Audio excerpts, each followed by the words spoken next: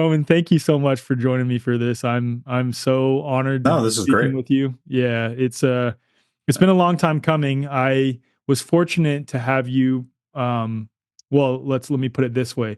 You were gracious to offer your services and a documentary that you had just completed for the Yeah. end of COVID. Well, I spent like 3 months on that and it wasn't really great It was because amazing. What do you I did the mean? best I could. It was Yeah. incredible. It was Yeah. incredible. It was basically an updated documentary video presentation version of the book that you co-authored, Dissolving Illusions. Yep. And it was titled, correct me if I'm wrong, Dissolving the V. We'll try to avoid using trigger words, Dissolving the V Illusion. Oh, we can't Um, use trigger words. well, I want to try to avoid just for the sake of trying to put this on YouTube, but the likelihood Uh, that it's allowed is already pretty slim. So what I'll do is probably cut up a shorter version of this yeah, episode. I think what I'm going to be talking about will not make it onto Well, let's YouTube. just go. Let's just go Someone's there going to then. see it and freak out. So Let's just go there then. That's fine. No big deal. I don't have to use the V word, whatever. Well, I mean, I don't based care. on the topic of this, it's not like we're talking about something that's not associated with that word. So we're probably going to have to use that word. So I'll just cut up a shorter version of You this can on always beep YouTube. out the V word later. We're going to have to beep out like every other word.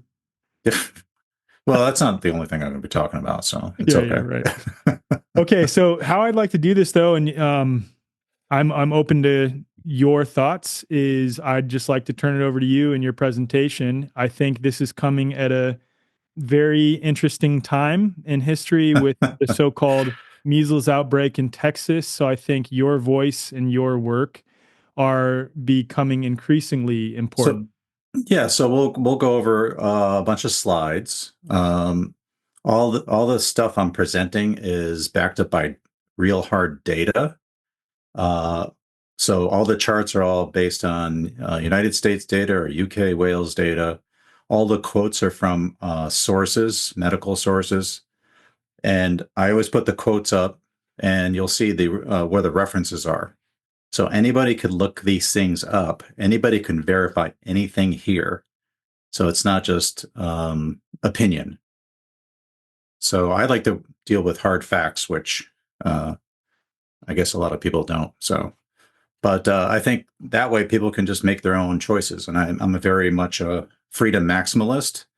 So if you decide you want to get a vaccine or not a vaccine or do this or do that, you have the data for you to decide, right?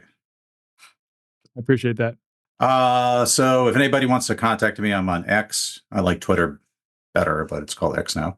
And on my Substack and on Telegram. So that's just contact info. Awesome. So, if you want to have any of these charts, they're mostly on Substack or on Dissolving Illusions. So they're just free for anybody to use.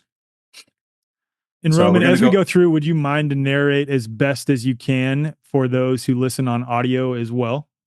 No, I won't do that. Okay. Okay, so yeah, so it's just look for Roman Bystrianyk on Substack. Same thing, R Bystrianyk on X. Okay, so we're going to go over what the numbers reveal, data, and key studies. Okay, so this was something that a friend of mine on Substack sent me. It's a diagram of measles mortality and measles incidence, and it goes around and it's showing this big drop in the red line of deaths going down somewhere starting in the 1930s, and there's a big drop off, and we see the death rate heading towards zero. So this goes around and it goes, oh, this proves vaccines work. But there's a lot of problems with this chart. There's no mortality context for measles. Doesn't tell you anything about that. The chart starts in 1939, which is quite late in the century. It's shown in a logarithmic format, which attenuates the bottom end of it, right? So little changes you can see, but the big changes are near the top, right? So it looks like there's a big drop, but there really isn't. It only considers US data. It doesn't show the broader trend lines for the declining deaths, and it doesn't show anything about the problems that came with the vaccines originally. So we're going to cover all those different points and show you that this chart that goes around saying vaccines are great, and I guess the source is from Our World in Data, It's really important how you present this data. And the way they presented it here is very misleading. And I'll be showing that very shortly. So let's go to the first point. So we're told now measles, and I used to think this, that measles was one of those big killers, whooping cough was a big killer, which was true in the 1800s and early 1900s. But by the time we got to the 1950s and 1960s, it was quite low. And this is actually the mortality, every death recorded in 1962 in the United States. And so we can see tuberculosis, 9,000, syphilis, 2,000, scarlet fever, 100, whooping cough, 83. Then we have these other categories, other infectious diseases, 5,700, infections of the newborn, 4,500, certain disease of early infancy, just kind of a just generic bucket, 64,000, and other diseases peculiar to early infancy, another large bucket, 31,000, asthma, 4,800, and measles, 408. So measles actually is close to the bottom of the entire pile of causes of death. It wasn't a major cause of death at all. So while people often quote it was like 400 or 500 deaths for measles per year, well, that is basically true. But compared to other deaths, it's pretty low. It wasn't really a big killer. It's actually at 0.022% of all deaths. So it's really near the bottom. So if you have some kind of context, seeing that measles is not the only thing that was killing people, then you have some more appreciation that measles wasn't the big threat that it was made out to be, right? And now we saw in the logarithmic chart that goes around in social media, starting in 1939, where that little arrow's pointing, you could see measles deaths were already way down. And then the vaccine was introduced in 1963. So before 1939, that's when you actually had the greatest amount of gain. So starting in 1900, deaths were up like around 12 or 14 per 100,000. By the time you got down to 1939, you're down around 1. So you've already dropped about 90%. So by starting in 1939, you're being very misleading because you're not showing the full data set. And the full data set in the United States starts at 1900. So if you don't show that, you're not really showing all the information. You're biasing it to say, hey, wow, we have a vaccine and that's what really did it, right? Which clearly can't be the case if you had a 90% decline before 1939. Okay. So this is the logarithmic chart. This was something that we looked at that was in a particular study. I think it was Public Health Reports. And here you see logarithmic. You see the line going down, down, down, and there's a big drop off. But logarithmic, again, is showing these tiny changes near the bottom. So that's why you have this nice line going down and then this big drop off. But when you take the exact same data and display it in a standard chart, we see what we already saw, deaths going up and down, quite high. This is shown the percent peak of death. So by the time you got down to 1963, when they came out with the vaccine, your death rate had declined by 98%, over 98%. And so by showing it the way they did, they're intentionally or unintentionally creating this mythology that it was the vaccine that took care of the problem when 98% of it was already taken care of before the vaccine even came on the scene. And then if we look at data from England, they started gathering the data in 1838, 62 years earlier. And then during the 1800s, that's when the measles was the big killer. Not as big as other diseases. We'll get into perhaps later. But so you're getting deaths in the early 1800s between 40 and 70 per 100,000. Everything's always normalized to deaths per 100,000 so that you can account for population changes. So it pretty much hovers around between 30 and 60 per 100,000. Then around 1875, it starts to decline. And then by the time they came out with the measles vaccine in 1968, you were near 0 deaths. It had plummeted that far. So it was down almost 100%. So obviously it wasn't the vaccine. Right. Or the V word. You can say it. It's all good. And then if we look at the trends, so this is the United States. So I put a trend line near the bottom, near the data set there. and kind of magnified in. And you can see when the 63 vaccine came in, which was not a good vaccine, and then he retooled and went with the 1967 live vaccine, right? So you can see there's some amount of death potentially prevented by the measles vaccine, but it's not significant because we're down in the 0.1 per 100,000 or 1 in a million kind of range. So any variation in that data, if there's a little mistake in that data, if a few deaths weren't recorded one way or the other, it would make a significant difference because we're so far down in the noise and the details. And if we look at the England data, again, they started in 1968, and there's the red trend line that goes through the data set. And what you see here is really, there's not really any impact on mortality rate. It's pretty much following the trend line. So would there have been a big change? Perhaps, but not much. It would have been a tiny change. So was there an impact? Not really. At least that's what you can see from the data. And we can go to the medical literature. This is from 1959, a few years before the vaccine in the United States anyway, in the British Medical Journal. And they're talking about, in the majority of children, the whole episode of measles had been well and truly over in a week. In this practice, measles is considered a relatively mild and inevitable childhood ailment that is best encountered any time from 3 to 7 years of age. Over the past 10 years, a whole decade, there have been few serious complications at any age, and all children have made complete recoveries. As a result of this reasoning, no special attempts have been made at prevention, even in young infants in whom the disease has not been found to be especially serious. So this is published in the British Medical Journal, and it's saying, well, measles was not a serious condition. This is from Journal of Epidemiology. And this quote is, the United Kingdom and many other countries, whooping cough and measles are no longer important causes of death or severe illness, except in a small minority of the infants who are usually otherwise disadvantaged. I cannot see how it is justifiable to promote mass vaccination of children everywhere against diseases which are generally mild, which confer lasting immunity, which most children escape or overcome easily without being vaccinated. I think that's the key point there too. Can you go back to that slide real quick that Sure. I just would like to stress, is that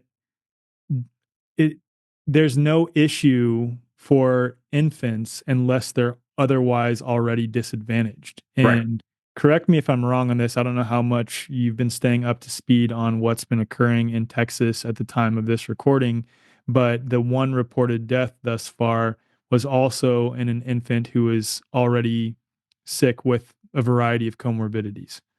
Sure. That's always been the case. So the reason, and we can get into more of that later, the reason mortality rates dropped from 98 to 100% is because people became much healthier from where they were in the 1800s all the way till around 1940, 50, 60, 70.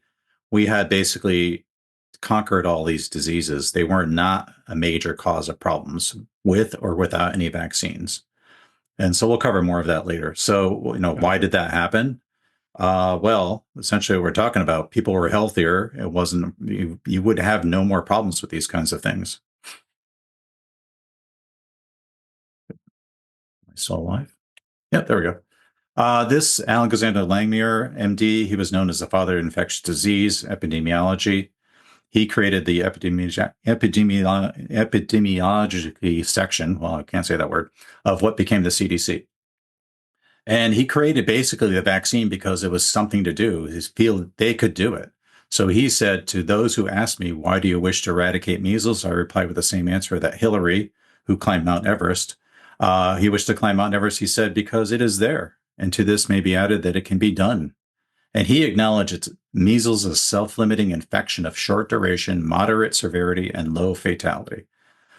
So the reason they did this is because it was something they could do. It wasn't something that had to be done. It wasn't something that was critical because, as we saw in the data, it wasn't like a big killer. And it had already declined by 98, 100%. But they decided to do the vaccine, and they started coming out with the first vaccine, which is the killed measles virus. And they made various outrageous claims that none of them came to be true. They said the United States Public Health Service has licensed a new refined live vaccine, measles vaccine. Although several live vaccines have been licensed since 1963, all of them one-shot treatments that give life immunity without serious side effects. The new one's considered by epidemiologists as the best so far in minimizing the side effects. Well, none of that is true. One shot did not give you life immunity, and there were plenty of side effects. Another quote was, effective use of these vaccines during the coming winter and spring should ensure the eradication of measles from the United States in 1967. Also never happened. Not even close to be true. And then another article from the New York Times, measles, the harmless childhood disease that can kill, will be nearly eradicated from most areas of the country a year from now, which is 1967.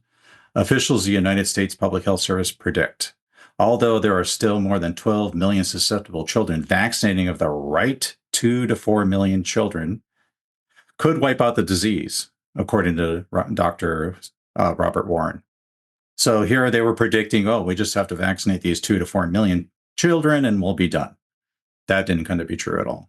So the thing with all these experiments, because these are all experiments on the public, they try things and they make predictions that are way off. And when they're proved wrong, nothing happens. They just continue. I'd love to see where they even came up with that number to begin with. It seems very arbitrary. Maybe they decided, well, if we just vaccinate this, we'll break the train of transmission, or who knows what. But these are all just like statements people make with no basis, really. Right. But there were problems. So the first one was a killed measles virus. And what they found, because they used formaldehyde and who knows on monkey kidneys. So what they found is pneumonia is a constant and prominent finding. Fever is severe and persistent, and the degree of headache when present suggests a central nervous system involvement. Indeed, one patient in our series who was examined by EEG, evidence of disturbed electrical activity in the brain was found, suggestive of encephalopathy. These untoward results of inactivated measles virus immunization was unanticipated. We now recommend that inactivated measles virus vaccine should no longer be administered. So the 63 killed measles virus that they put out, which they just put out in the public because they thought it was great, caused these types of problems,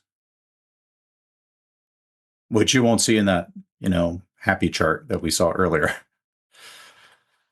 And so what they did because of this killed measles virus, the atypical measles was characterized by higher and more prolonged fever. So that was worse than measles. Cases of atypical measles were reported up to 16 years after recipient of the inactivated vaccine.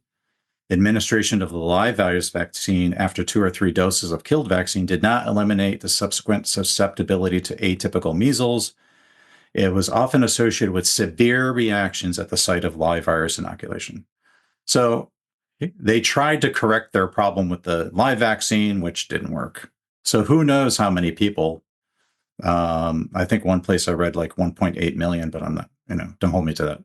There was people that were negatively affected by the vaccine, but they don't get counted in the statistics. So when something goes wrong, we just go, well, they didn't get measles, they got atypical measles, so it doesn't count. So just to ensure the audience is picking up on this, for those who are listening, in the various charts that Roman has showed thus far, it's clear that they present the vaccine in a way where it looks like the vaccine has been effective in eradicating measles. But if you give the context, not using a logarithmic chart, but a standard chart, but also give the context of the years prior to what they typically show, it shows that measles mortality was already on a steep decline. But then when they're talking about the effectiveness, so-called effectiveness of the vaccine, when people are injured, as in these quotes, it's very clear, a lot of people became injured as a result of these vaccines with a variety of issues. That information is not included in the statistics because it's not strictly associated with measles. So although other people are being harmed in a variety of ways as a result of taking this vaccine. That's left out of the context, and it's just pointed to these misrepresented figures to claim that the vaccine was effective in eradicating measles. Yeah, I want to be clear that what I've just talked about was atypical measles that was associated with the original 1963 vaccine that they ditched. Okay, so this is all I've been talking about so far. Got it. So if we go, we step away from measles for a minute and we look at all the diseases that we have. So we had measles, typhoid, diphtheria, scarlet fever, and whooping cough. We can see the basic pattern is deaths were high in the beginning of the 1900s and they slowly declined to the point where 90 to 100% of the problem was solved before penicillin, before streptomycin, before the whooping cough vaccine, before the measles vaccine, and there was no scarlet fever vaccine. And who does anybody know anybody who's died from scarlet fever? There's no scarlet fever vaccine, so how are we protected from that? And then if we look again at England and Wales, they began in 1838, and here you can see the massive amounts of deaths from particularly scarlet fever was like the worst one in the 1800s. And around 1875, the diseases listed here, measles, scarlet fever, whooping cough, diphtheria, and smallpox all start to decline. And you had basically 98% done before penicillin, before streptomycin, before the DTP and the measles vaccine. The DTP measles vaccines were when the thing was basically flatlined. Most of the problems were gone.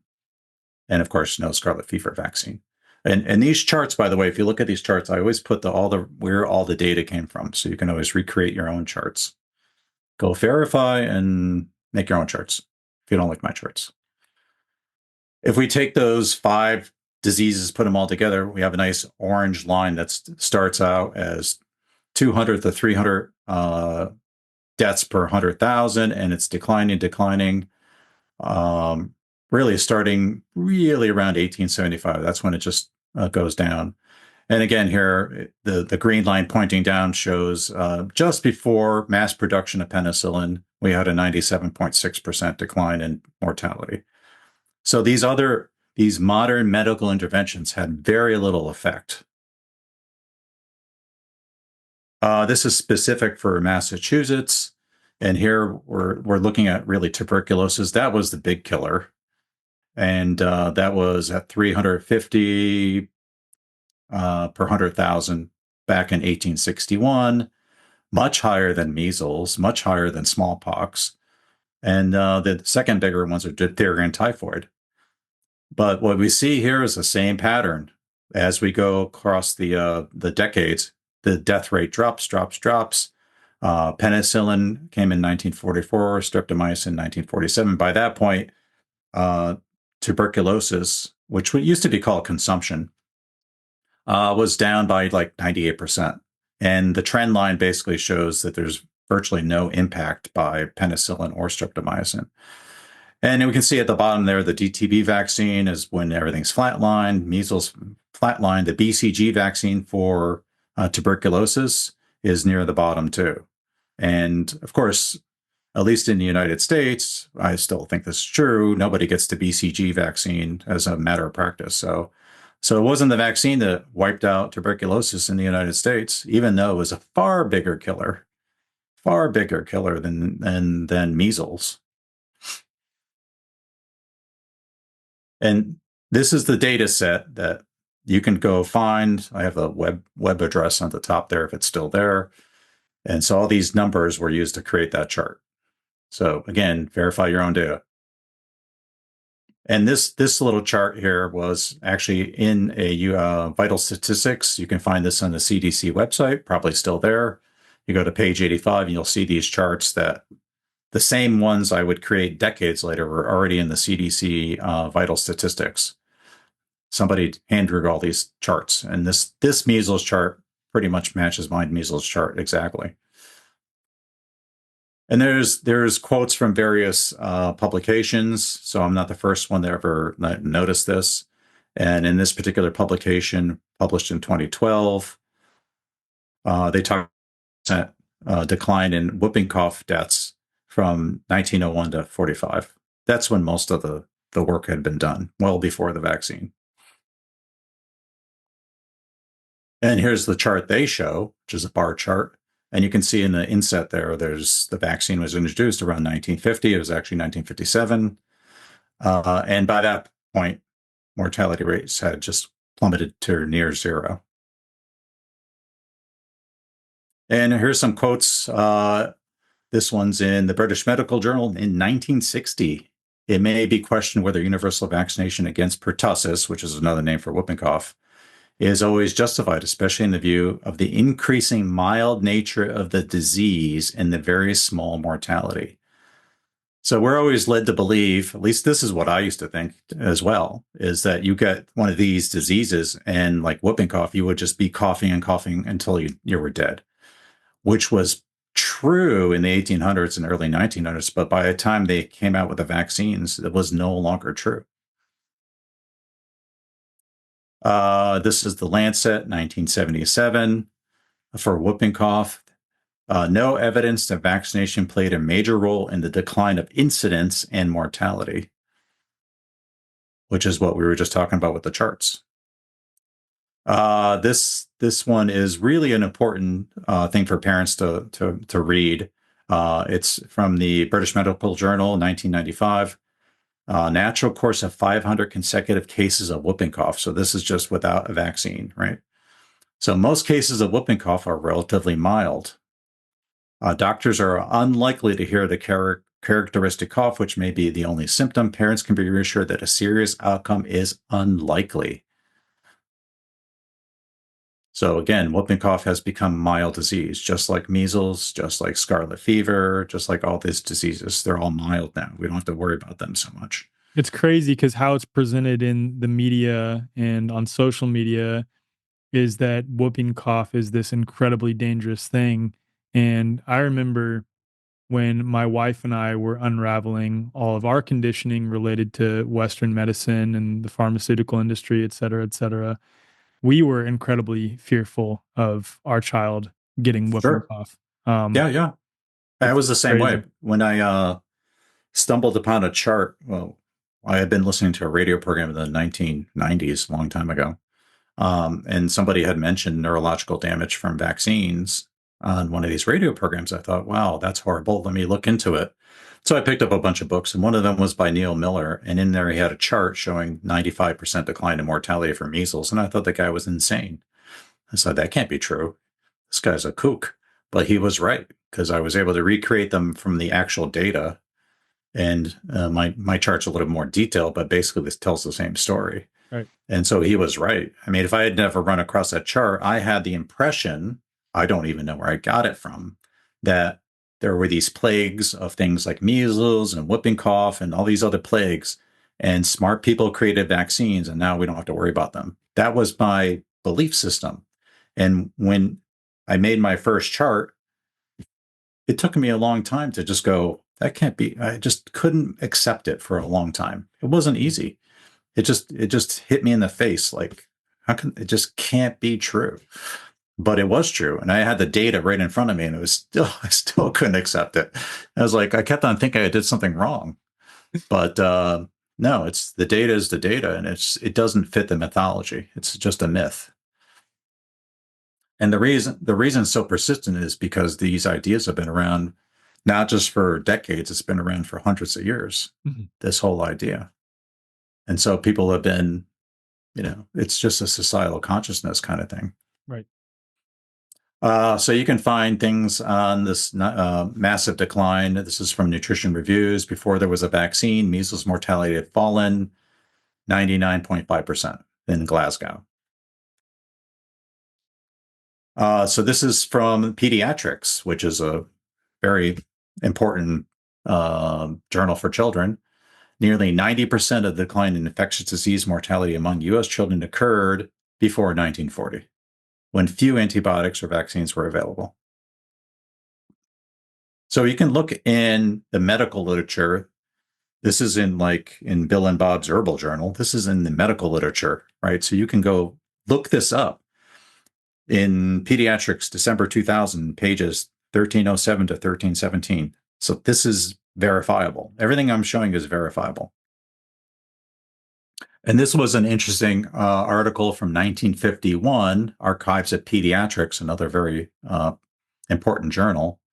And I'm not going to read this whole thing, but basically, he noticed this pattern of all these diseases declining.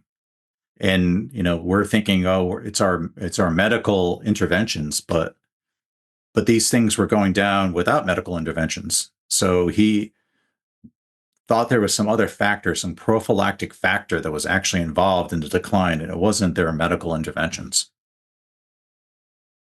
which he was right. So this is McKinley. This is 1977, and they're talking about medical measures have contributed little to the overall decline in mortality in the United States since about 1900. And so here they're saying it's estimated that at most 3.5% of the total decline in mortality since 1900 could be ascribed to the medical measures for the diseases. And they were talking about influenza, pneumonia, diphtheria, whooping cough. So they gave it like 3.5% when it's really not much at all. I think it's less than that. And they show a chart here, and you can see total mortality going down, the mortality for these infectious diseases going down. And what's interesting is you see the percent of GDP going up. So in 1930, it was like 3.5%. And by the time they were done with the study, it was like 8.5%. Now it's 17.6%. And we're spending $4.9 trillion on so-called healthcare. It's crazy.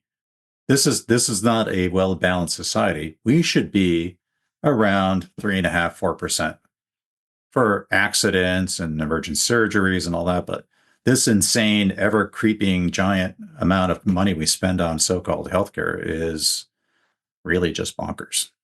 Yeah, that's wild to see on a chart like this. Yeah, this is from 1977. Wild. I can't. Now it's far worse. Oh, yeah, it's approaching. It's supposed to hit 20% by 2030 too. Wild. Yeah, crazy. We're going to spend $1 in $5 that the United States generates to do what? Buy drugs and vaccines and bogus surgery, all sorts of stuff, and it's just crazy. Well, it's also wild when you compare the United States health outcomes to that of other industrialized, modernized countries.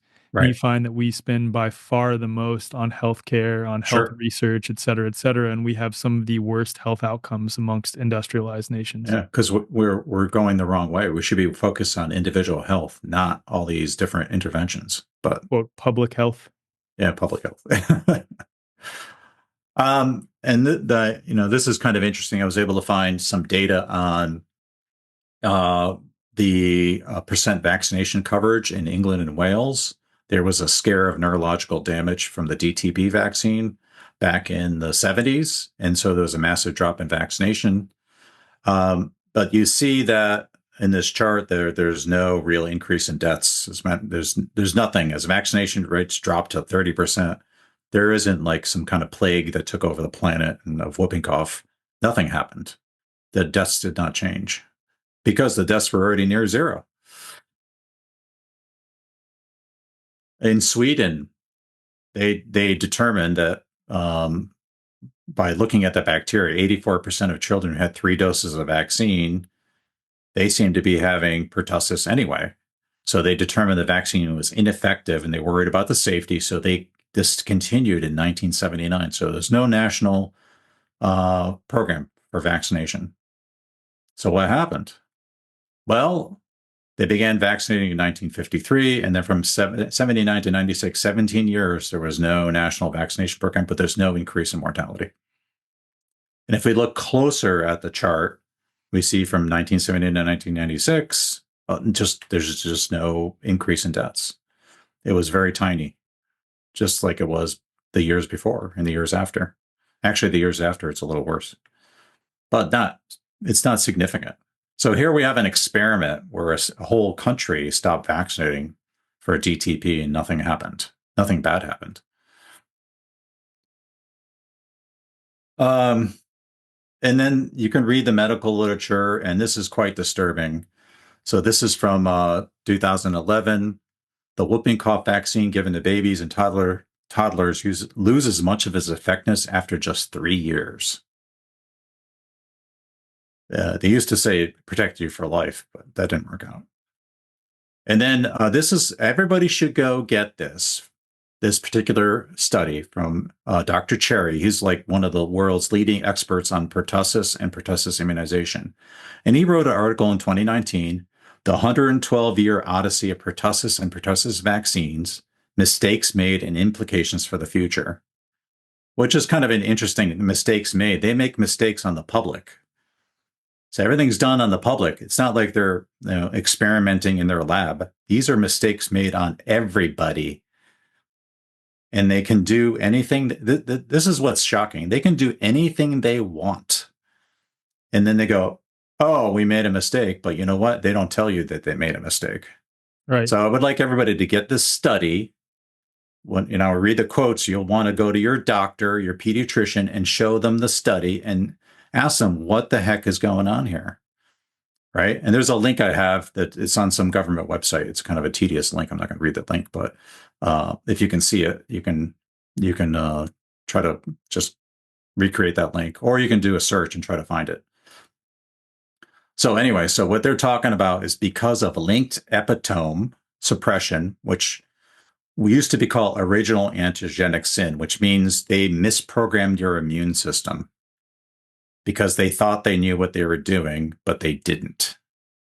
All children who were primed with the DTaP vaccines, which is supposed to be the safer vaccine for whooping cough, they attenuated pertussis because the old one used to cause neurological damage. So all the children who are primed with the DTaP vaccine will be more susceptible to pertussis. They're more susceptible to whooping cough throughout their lifetimes. That means for life, forever. And there is no way, no easy way to decrease this increased lifetime susceptibility. So let's make sure we understand what he's saying here. He's saying the DTaP vaccine has made people more susceptible to whooping cough for their entire lives because there's no way to fix what they did to the immune system. They broke everyone's immune system and they can't fix it. So his conclusion is that we should consider routinely administering Tdap vaccines every 3 years to all adolescents and adults who are primed with a DTaP vaccine, which is lots and lots of people. So the solution isn't to go, wow, we made a big mistake and we should be embarrassed. No, we just vaccinate every 3 years. The solution is to double down, triple down, the solution is down. So the solution's always a vaccine, even when the vaccine caused problems, because we have to keep on going with vaccines. And so again, he's saying we should routinely administer Tdap vaccine every 3 years for the rest of your life for everybody. Every 3 years for everybody for life. Because we screwed up your immune system and there's no way to fix it. Maybe somebody else could read that. Maybe I'm misreading that, but it seems pretty clear to me. That's what he's saying. And so instead of ever admitting they make a mistake, they just add things to the schedule, right? They don't say, oops. They don't make a big press release. Oh, well, we screwed up your immune system. I'm sorry about that. Maybe we should be punished for the work we've done. No, we're just going to add Tdap onto the schedule and then encourage adults to get them. No explanation why that has to be done. Remember, whooping cough vaccine, like measles vaccine, was at one time considered one shot for life, which never ends up being true. So please, anybody listening, get this paper by Dr. Cherry. Find these quotes inside the paper, and then ask your doctor or pediatrician or public health official, what's going on with this? Why has my immune system been destroyed, or at least damaged? And why do I have to get a vaccine every 3 years? And they'll be like, well, there is no answer for this. I think they actually added it on the schedule for every 10 years, so they didn't go with every 3 years. But why should I have to get something every 10 years? They don't answer. They just add it to the schedule. This is the way they work. Never admit you did anything wrong. Just keep on going. Most of us already know Shilajit is powerful. It's been used for thousands of years for energy, mental clarity, and overall vitality. But here's the problem. Most companies offering Shilajit are cutting corners. They're using fillers, skipping proper testing, and even hiding heavy metals like lead and arsenic behind fancy marketing and Instagram influencers. Dr. Andy Kaufman saw this happening and decided enough was enough. As an MIT biology graduate and tireless advocate for health freedom, he spent years researching and testing dozens of different Shilajit sources.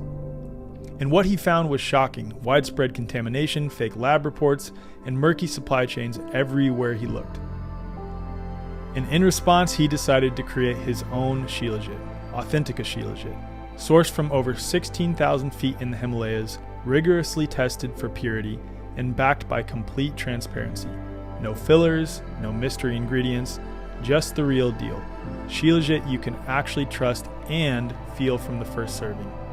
And listen, out of all the natural health doctors out there, Dr. Andy Kaufman is one of the most brilliant, in-depth researchers I know. If he recommends something, I'm definitely going to pay more attention. So if you're taking Shilajit already but have that gut feeling that something's just off, you're probably right. Trust that instinct and check out medauthentica.com/way forward, or just head to the show notes and be sure to use code way forward for 10% off your first order.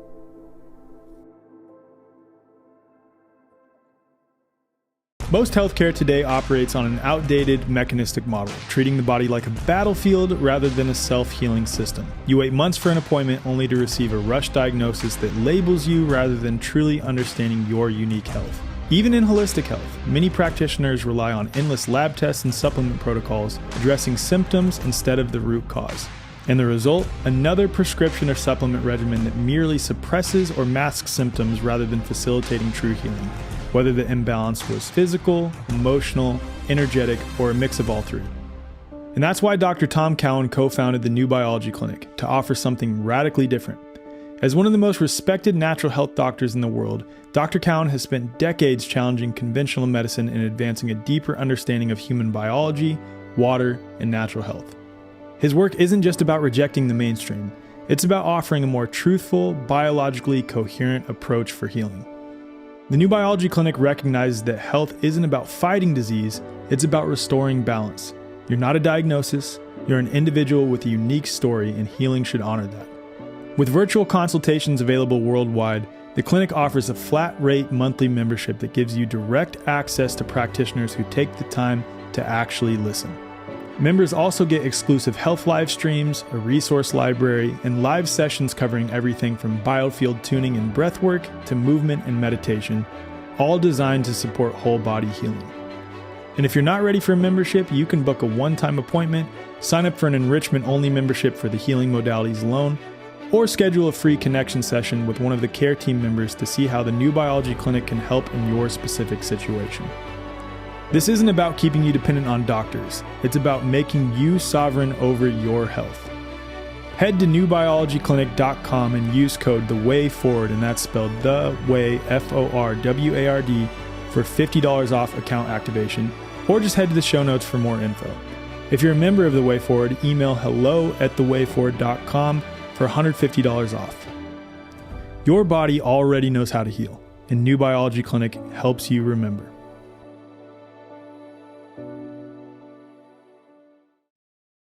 It's wild because you would think if their interest was science and health, that they would, at the very least, in a clear example like this, go back to question their initial unproven presuppositions surrounding.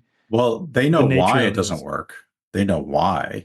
So if you get a bacteria in your lung, which is only part of the problem, it's a minor problem, right? So because bacteria can grow in your lungs, right?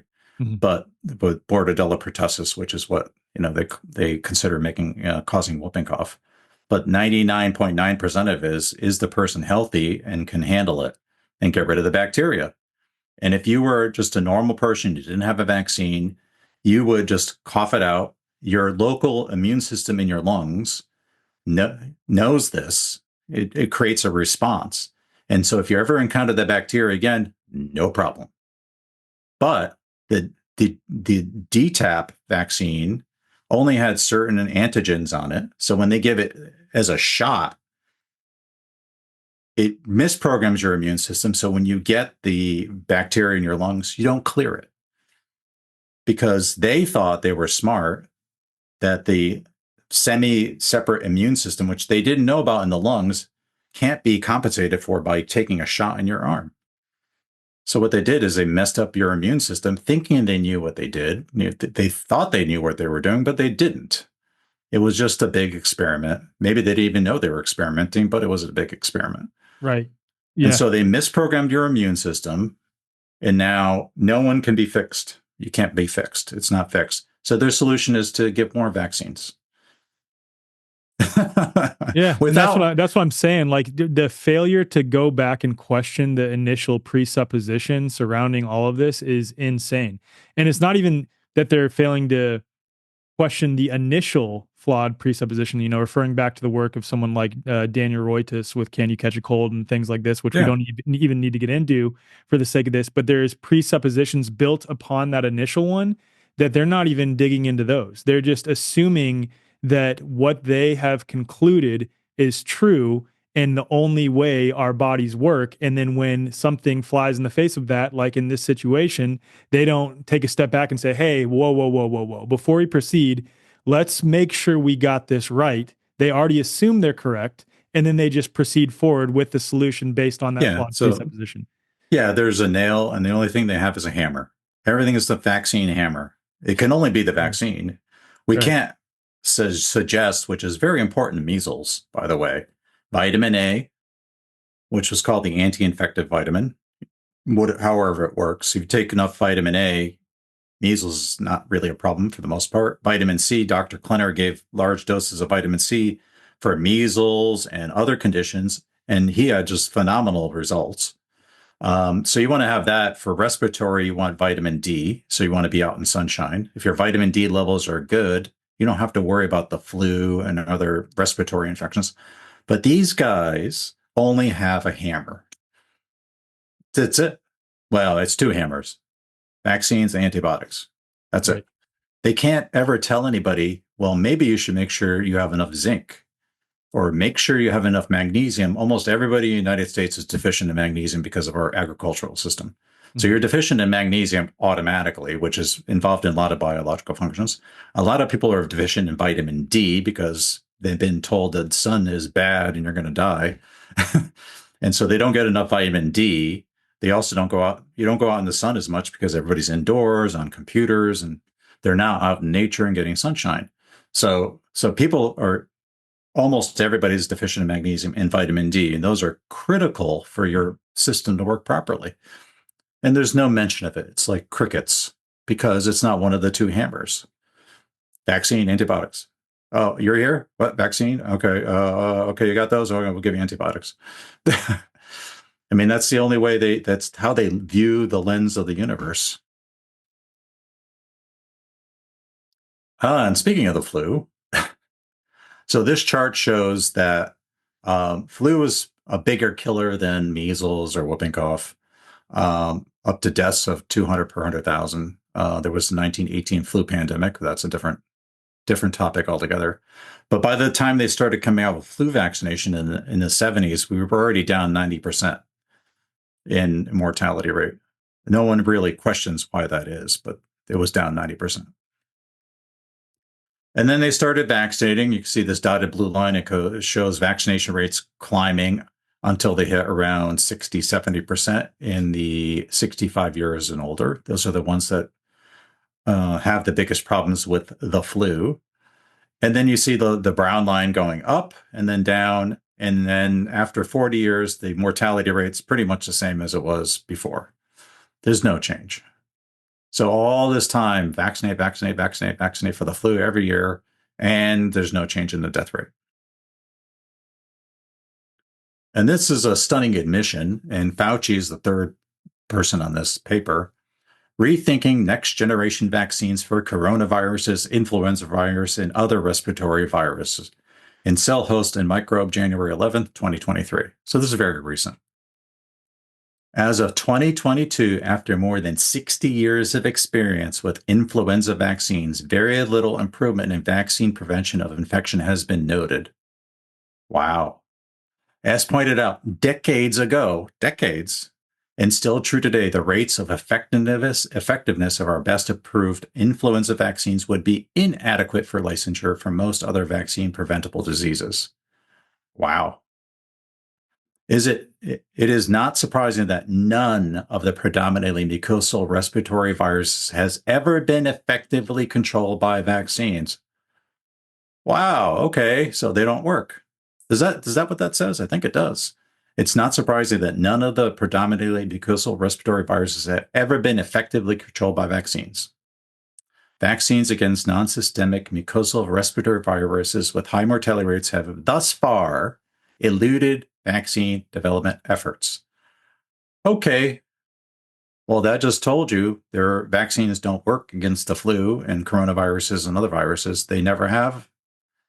And what they're doing now is they're retooling because they failed for 60 years to come up with new ideas for vaccinating against these viruses because it hasn't worked. But they can continue to experiment on you because you're a willing lab rat. And I encourage everybody to get this paper, Rethinking Next Generation Vaccines for Coronaviruses, Influenza Viruses, and Other Respiratory Viruses in Cell, Host, and Microbe, January 11th, 2023. Go get that and show that as well as your other paper and say, what's going on with this? Why should I get the flu vaccine, doc? What's this mean? I think there's going to be a lot of stunned doctors and pediatricians looking at this. It's like, whoa. They're admitting in their own journals it doesn't work. You know why? Because nobody reads this stuff except, people like me. Nobody's reading this. And so they get away with it. It's like, this is just for them. This is for the elite vaccinologists to read this. Normal people are not supposed to read this. Well, I'm not exactly normal, but that's neither here nor there. I don't think either of us are. It's all good. So here's an admission in a major journal that vaccines against these things don't work. We haven't figured it out. But don't worry, we got new technology and we're going to get it right in the next 60 years. Don't worry. Just keep taking them. Don't worry, we don't need to make sure they're working before we put them in for use because we don't have to. So final thoughts on this is, contrary to popular belief, nearly all reductions in deaths from infectious diseases, including measles, whooping cough, scarlet fever, typhoid, paratyphoid, tuberculosis, influenza, and pneumonia, occurred before the introduction of vaccines or antibiotics or in the absence of vaccination altogether.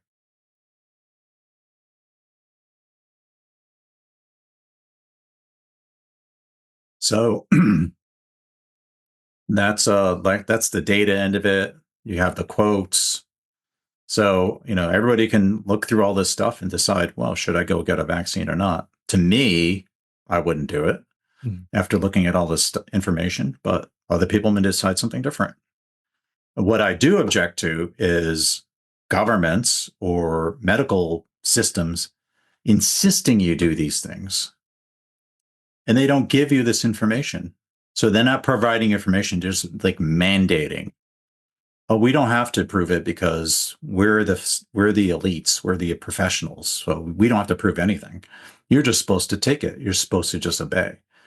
Well, I object to that altogether. There should be no opting out of systems. Oh, if you sign this form, you can opt out if you have a religious exemption. They even they got rid of that in 5 states. Right. Oh, you can't opt out, but in some states you can opt out. There should be no opt out. There should be an opt in. Like, oh, I'd like to get that. Right. Not, oh, well, okay, you can try to get out of it, but you got to fill out this paperwork and we're going to berate you. And how about no? How about freedom of choice? Right. But these guys don't believe in freedom of choice because they have this idea that everybody has to do it. That's the only way we can save everybody, which clearly from the data is not true. So then we wonder why things were bad back then. What changed? Things were really bad back then. So I'm just going to kind of, I don't know how much time you want to spend on all this, but no, this is great. This is great. I'd also like to get into the initial premise of vaccination itself a little bit too, if we could. Sure. Awesome. We can do all that. So the not so good old days, because it always used to be.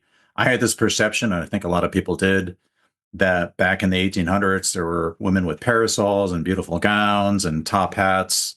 Guys wearing top hats, and they get into carriages and they would go to balls, and so life was pretty darn good, you know. So it was kind of really nice, but a lot of times it wasn't nice. The very rich lived like that. Most other people did not. So, so I have this in different categories. So hazardous housing. So this is from the Atlantic Monthly in 1861. Narrow and crooked streets, want of proper sewage and ventilation, the absence of forethought in providing open spaces for the recreation of the people, the allowance of intramural, which is within the walls of buildings, burials. They used to bury people in the walls. And fetid nuisances such as slaughterhouses and manufacturers of offensive stuffs have converted cities into great pestilent enclosures. So the way they had cities organized were just pretty awful. So slaughterhouses and manufacturing were mixed with all the houses in these cities because you didn't have very good transportation. Everything was just jammed all together. And this is a quote from 1844. The manner in which the great multitude of the poor is treated by society today is revolting. They are deprived of all means of cleanliness, of water itself. The rivers so polluted that they are useless for such purposes. They are obliged to throw all waste and garbage and all dirty water, often all disgusting drainage and excrements into the streets. So there's no pipe water, there's no sanitation, there's no sewer systems. So everything that was, expelled by human beings and animals went into your water supply. So, and including all the industrial waste. So everything was going to your water supply. That's what you had to drink. So basically you were drinking out of a giant communal toilet while you're living in these horrible living conditions.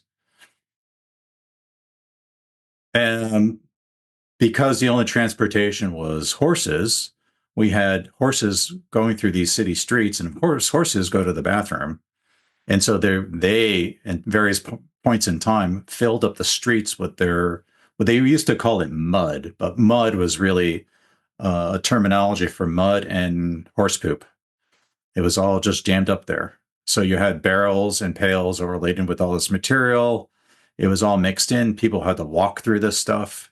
They would drag into their houses. So this is just another just horrible condition that people lived in. So there would be flies everywhere, as you might imagine. So the only thing used to heat your house, get factories going, was coal. And this is from Encyclopedia Britannica in 1911. 16 million tons of coal are annually used in London for heating. It diffused into the air of the metropolis from 500,000 to 1 million tons of sulfuric acid every year. Death rate enormously expands in foggy weather. So not only you're living in a giant toilet, but you're also living in a chimney, because that soot was going up in the air, especially during the winter. So the soot and smoke was going up in the air in the winter, and they would often settle down onto the population. And so the famous London fog wasn't really a fog. There could have been foggy conditions, but it's just filled with soot and smoke. So you can imagine what impact that has on your lungs. Also, food was not very well preserved because there's no refrigeration. So anything that came from cows or slaughtered was either rotting or diseased. And so this particular quote from 1934 was saying, why so many children die in Chicago, New York's milk supply, a byproduct of local distilleries. And the milk dealers were charged with a serious offense of murdering 8,000 children every year. And throughout all these decades, food was not always available or plentiful. So you had starvation, literally starvation. So in France, beggars are numerous and people die of hunger. In Canada, during the winter, many are starved to death. Peru, the natives eat animals that die of disease. Norway and Sweden, the people mix their bread with sawdust. And the cities were vastly overcrowded. So you had tons and tons of people jammed into these cities. that were a giant toilet to drink from, that was filled with smoke, was filled with vermin. There's rats and everything else everywhere. And they were jammed into these horrible conditions. And so 1850, 6 children were found aged between 2 and 17 suffering with smallpox in a one-room dwelling, shared with the parents, an elder brother and uncle. They all slept together on rags on the floor with no bed. Millions of similar cases could be cited, with conditions getting worse as disease victims died and their corpses remained rotting among their families in single room accommodations for days as the family scraped together the pennies to bury them. So can you imagine that? You're jammed up in a small room with all your family members and people start dying from some disease and then they die and you have no place to put the body. You just have to leave it there. Not only are they consuming decaying tissue and toxicity in the water supply, but then they have it festering around them Right. in their homes. Yeah, it's unimaginably horrible. Mm-hmm. And then people were working 12, 14, 16, 18 hours a day. They're talking about this one in 1883, Mearns and Preston. What does a day mean for this poor soul? 17 hours. She eats her crust and drinks a little tea as she works, making a very truth with her needle and thread, not her living, but her shroud. Large number of women in St. George's in the East, of women and children, some later only 7 years old, are employed in sack snaking. So the work that people had to go through is just crazy. Imagine that, 12, 16, 18 hours a day. And the women, a lot of times their work was seasonal, so they had to turn to prostitution to try to survive, especially like in London. And it's interesting, in London in the 50s, 60s, 1850s, 60s, and 70s, the west of London was very well-to-do. That's where you would have the top hats and the balls and the gowns. But in East London, there was hundreds of thousands of people who were miserably poor that struggled to survive. It wasn't just the adults, but also the children. This is from 1890. Children of all ages down to 3 and 4 were found in the hardest, most painful labor. Imagine having your 3 or 4-year-old going to work in a mine or a factory. Labor from 12 to 13, up in 16 hours a day was the rule. Children had not a moment free to snatch a hasty meal, or sleep as best as they could. From earliest youth, they worked to a point of extreme exhaustion without open-air exercise or any enjoyment whatever, but grew up, if they survived at all, weak, bloodless, miserable, in most cases deformed cripples and victims of almost every disease. Well, that's not surprising.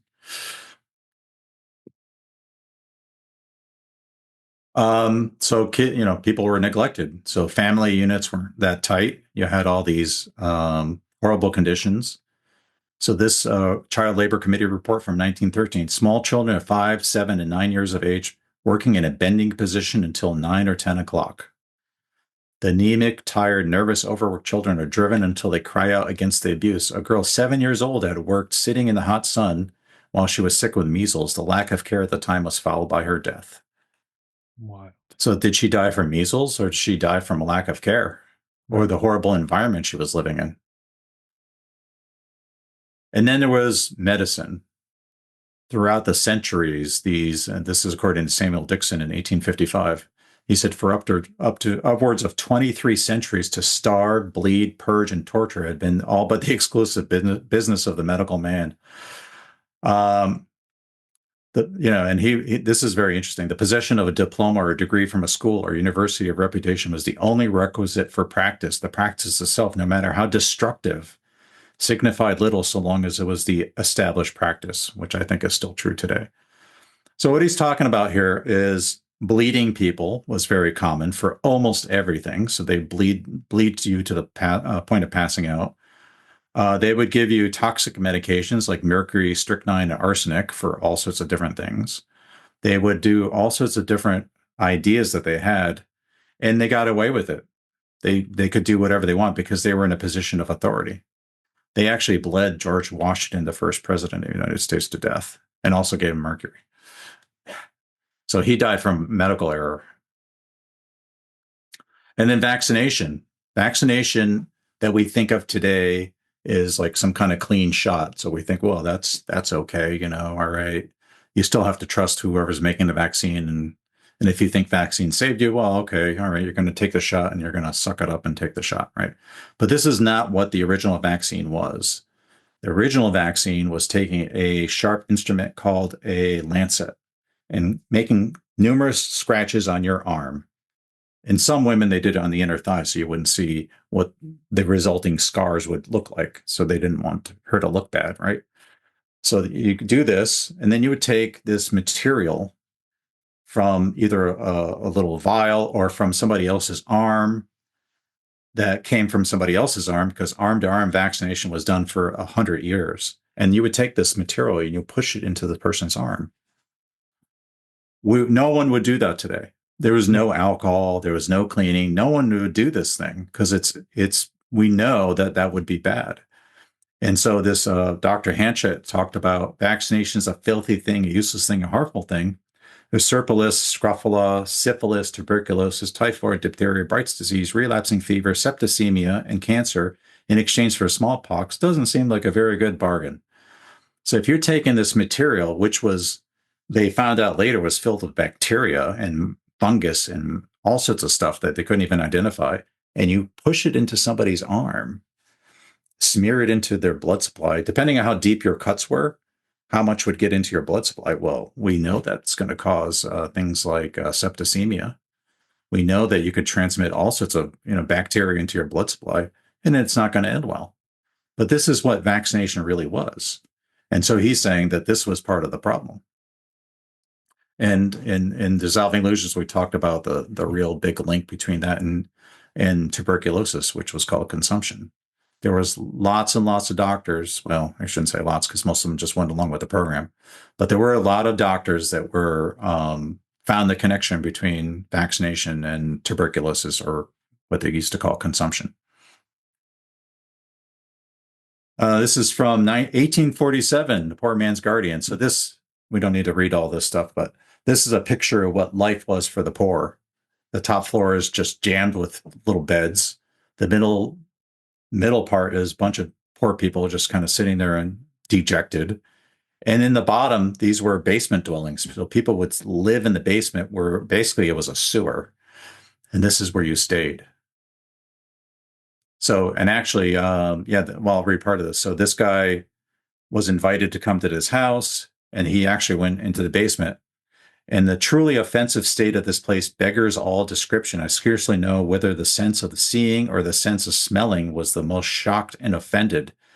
On all sides, I was surrounded by most filthy abominations, and the smell was so truly overpowering that I thought I should have been compelled for my own preservation to have immediately retired. Yeah, he walked into a giant, horrible, vermin-infested sewer where people would live. And just to be clear, Roman, is this pretty commonplace for that time? Yep. During the earlier 1800s into the 1870s, 1860s, 1870s, and some in the 1880s, as they started cleaning these things up, they started going away. Mm-hmm. But this was common, especially in the poor areas. Very common. Got it. So actually, here's an example. This is from 1861. He's talking about the East End of London. And these regions still exist. Spitalfields and Bethnal Green and Whitechapel. Those are still there in London today.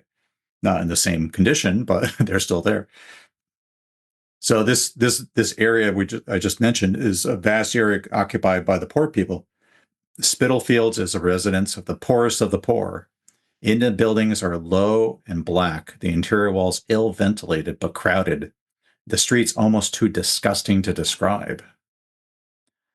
This region is no small part of London. It's residents of the laboring population of London. There are hundreds of thousands of men, women, and children in it. Some just raised about utter wretchedness, others utterly wretched.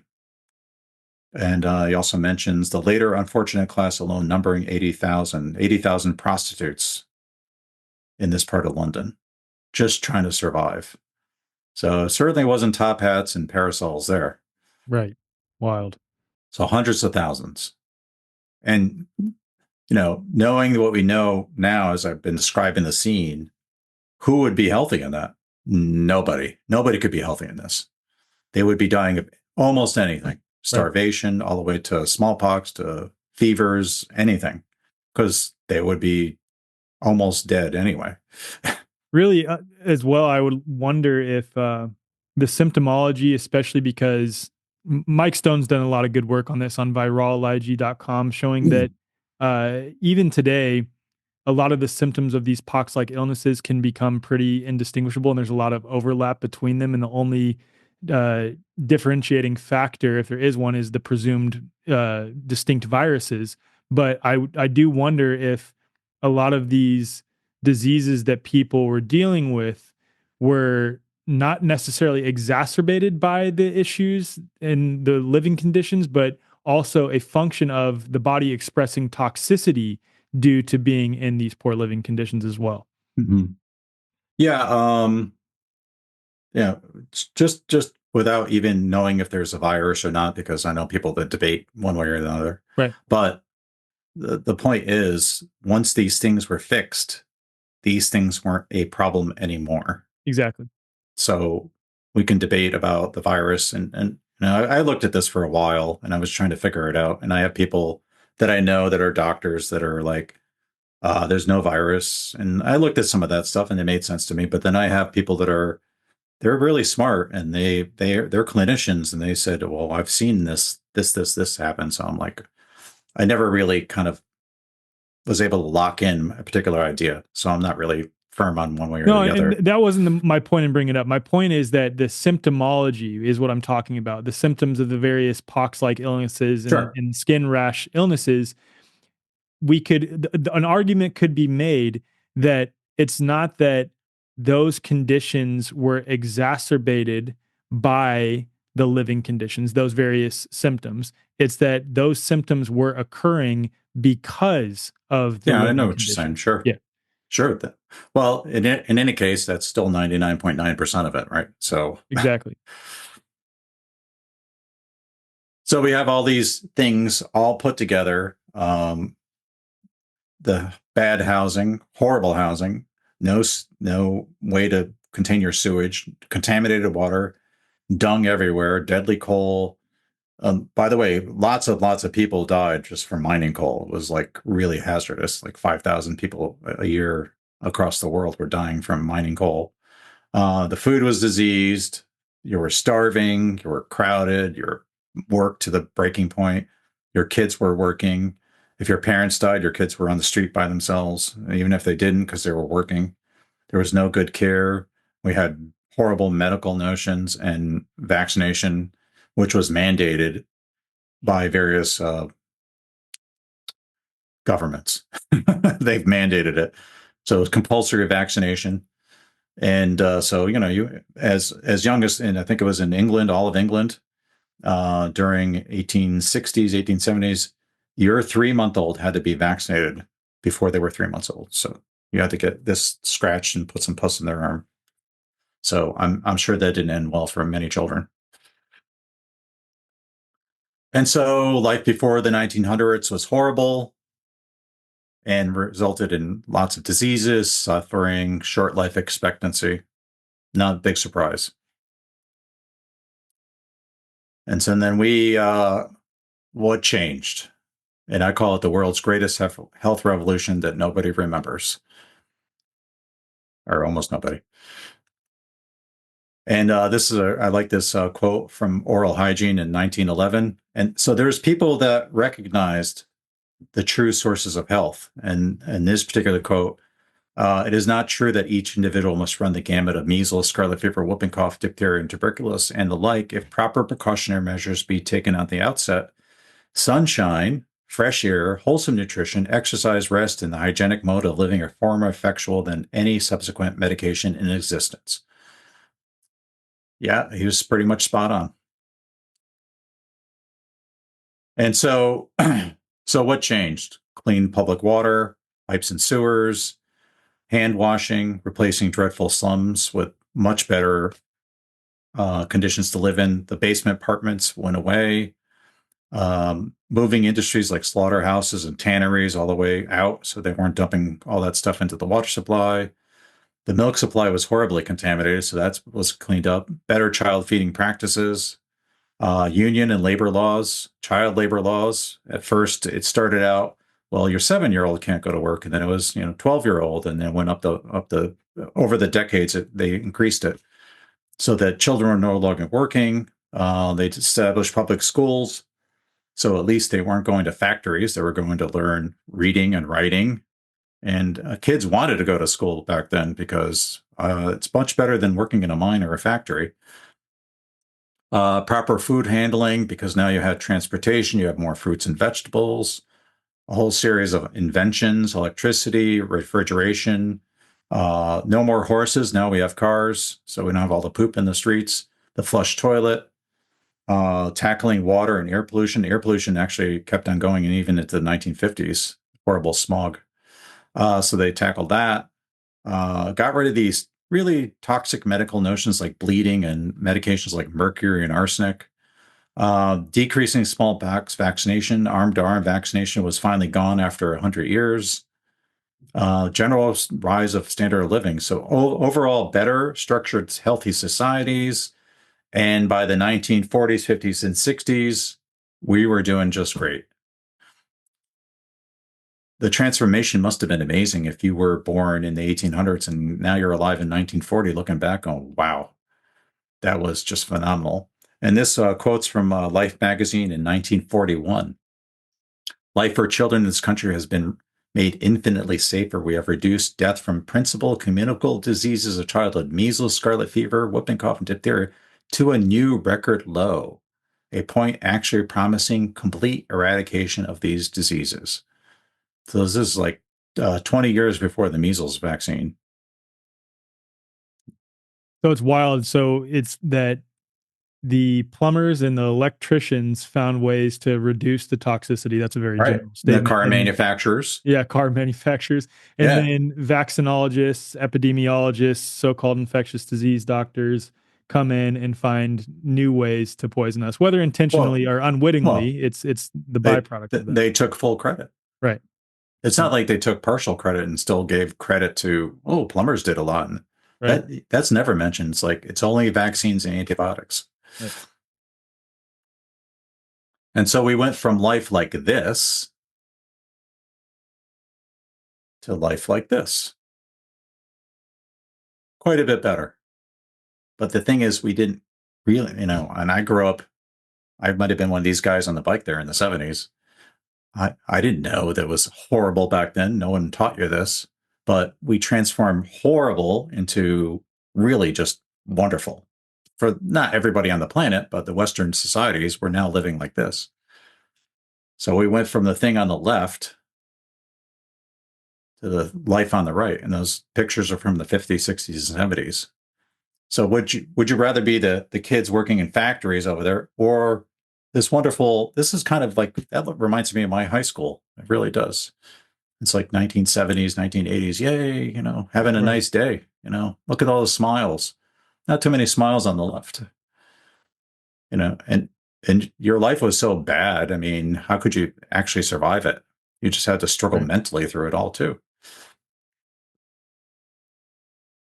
So this is another quote from 1941, and they're giving credit. The death toll from measles, scarlet fever, whooping cough, diphtheria was serious, but now it's reduced to the point where complete suppression may be expected. This is in 1941. The public health movement is said to be responsible for the reduction in mortality. Advances in sanitary science, including pasteurization of milk, the better refrigeration of foods, the purification of water supplies, as well as the general rise in standard of living, are the main reasons for this improvement. So we knew. People knew. But then this whole idea that we need these other things to keep us safe and protected and healthy came in, and they took over. And then we figured about these were actually significant killers. Nutritional diseases, which were once thought to be infectious. Scurvy, Pellagra, and beriberi, but they were just vitamin deficiencies: vitamin C, Pellagra, vitamin B3, and beriberi, vitamin B1, which can look like skin conditions, right? So they look like skin conditions. As you can see in these pictures, there's 3 Pellagra victims. So this whole idea that scurvy was infectious made sense back then, right? Somebody gets on a boat and everybody their teeth start falling out and their limbs turn black. They think it's a plague. Makes sense, right? So there were a lot of scientists who were thinking that beriberi and Pellagra were also viruses, but they eventually lost out. If they hadn't lost out, we'd probably be getting beriberi and Pellagra vaccines. So right. I'm glad they lost. Hey y'all, I'm here with Melissa Kupsch from Remedy Academy of Homeopathy. We are so stoked here at the Way Forward to be partnering with Melissa and Remedy in order to spread the message of homeopathy across the world, and also to partner on the eventual development of healing centers across the United States. People are pretty quickly coming to realize that frequency is the future of medicine. We are witnessing the great resurgence of homeopathy right now. We're really moving away from that suppressive medical model. Whether it's for eczema, asthma, hormones, fertility, anxiety, depression, trauma, whatever it is, it all starts as energy in the person's field first. If we change our field, we can completely change our life. Our 2-year academy is open worldwide to anyone who wants to become a homeopath. We've got 5 lecturers and we currently have over 500 students enrolled, which is record numbers in our field. A career in homeopathy is amazing for anyone who wants flexibility in their work and who wants to be valuable in creating this new world. We have stay-at-home parents enrolled, we have ex-medical professionals, grandparents signed up who want to learn how to heal their grandchildren and pass on that invaluable knowledge. We even have husband and wife teams. So my husband enrolled in the course with no prior knowledge of health as a background, and he is loving it. Kylie is also enrolled as well, so my partner is, and she's so stoked to become a homeopath and to be helping to spread this message across the world. The thing that we hear from so many of our students is, I found my thing. Homeopathy is the key. We harness frequencies from nature and we alter the field of all creations. So if anybody wants to join us or they want to know more about it, they can visit our website. Yeah, and all that information will be in the show notes. So if you want to learn more about Remedy Academy, also RMDY Collective, also some of the homeopathic products that they have, please just head to the show notes. All of that will be listed there. And that's the wild thing is that presupposition that I'm talking about. And I don't remember it off the top of my head, but Mike Stone brought up another example when I interviewed him for one of my episodes of a specific disease in which they did assume that it was a virus. They did the whole cell culture thing, and we don't need to get into the weeds on that. But the point is, they had assumed that, but then they eventually did find the culprit, and that it was either a toxin in the environment or it was a drug that people had been taking. And they suddenly shifted their whole perspective of, oh, it wasn't actually a virus at all. It had more to do with this other thing, despite going through the whole cell culture, quote, isolation technique and everything like that. It's pretty wild. Yeah, I think every one of these diseases has a health component to it, at least. Right. Even whooping cough, where you can identify, but you can see a bacteria under a microscope, right? For sure. So when you see that, or you see scarlet fever, right? It's just a particular bacteria that you can still find all over the place, but it's not a big deal. You might get a sore throat. So what? So you can say that bacteria is just around and only takes advantage if you're sick, if you're worn down, if you don't have enough vitamin C, vitamin D, zinc, that type of thing. So I think all these diseases are really nutritionally based, but we've put them in this other category. And then we can see that scurvy and measles deaths. Scurvy didn't kill as many people by the 1900s, but you can see the decline is basically in sync with the measles. So as scurvy deaths go down, that means more people have vitamin C. Deaths go down pretty much at the same time. Same thing with whooping cough. So you see scurvy deaths going down and whooping cough deaths go down, which makes sense. People are more nourished. So by the, again, 40s, 50s, 60s, 70s, we were in the heyday. Then we started going backwards when we hit the 80s. That's what I was just about to say. It's like, but then we started putting toxic glues in our homes, and then the dirty electricity running below our floors, the ultra processed foods, the time spent. Junk food exploded. Right. And so now you're not getting nourished. You're just feeding your mouth with stuff. I call it foodtainment. So you have all these boxes with these cute characters and sparkles and everything else. Oh, Right. I'm being entertained. Foodtainment. But none of it's good for you. Nobody should eat any of this stuff. Nobody should be eating Dunkin' Donuts and McDonald's and Taco Bell and all this stuff with varying degrees of horribleness, depending on what you get there. But they're all junk. No one should eat them ever. When I was a kid, which now I'm obviously dating myself, you know, we in the 70s, we'd go, you know, basically eat at home. Maybe we didn't eat the best stuff because my mom cooked things in Crisco, but, you know, oh well. But we had, you know, relatively wholesome foods. And then we went to McDonald's like when we went on vacation, and that was like a treat.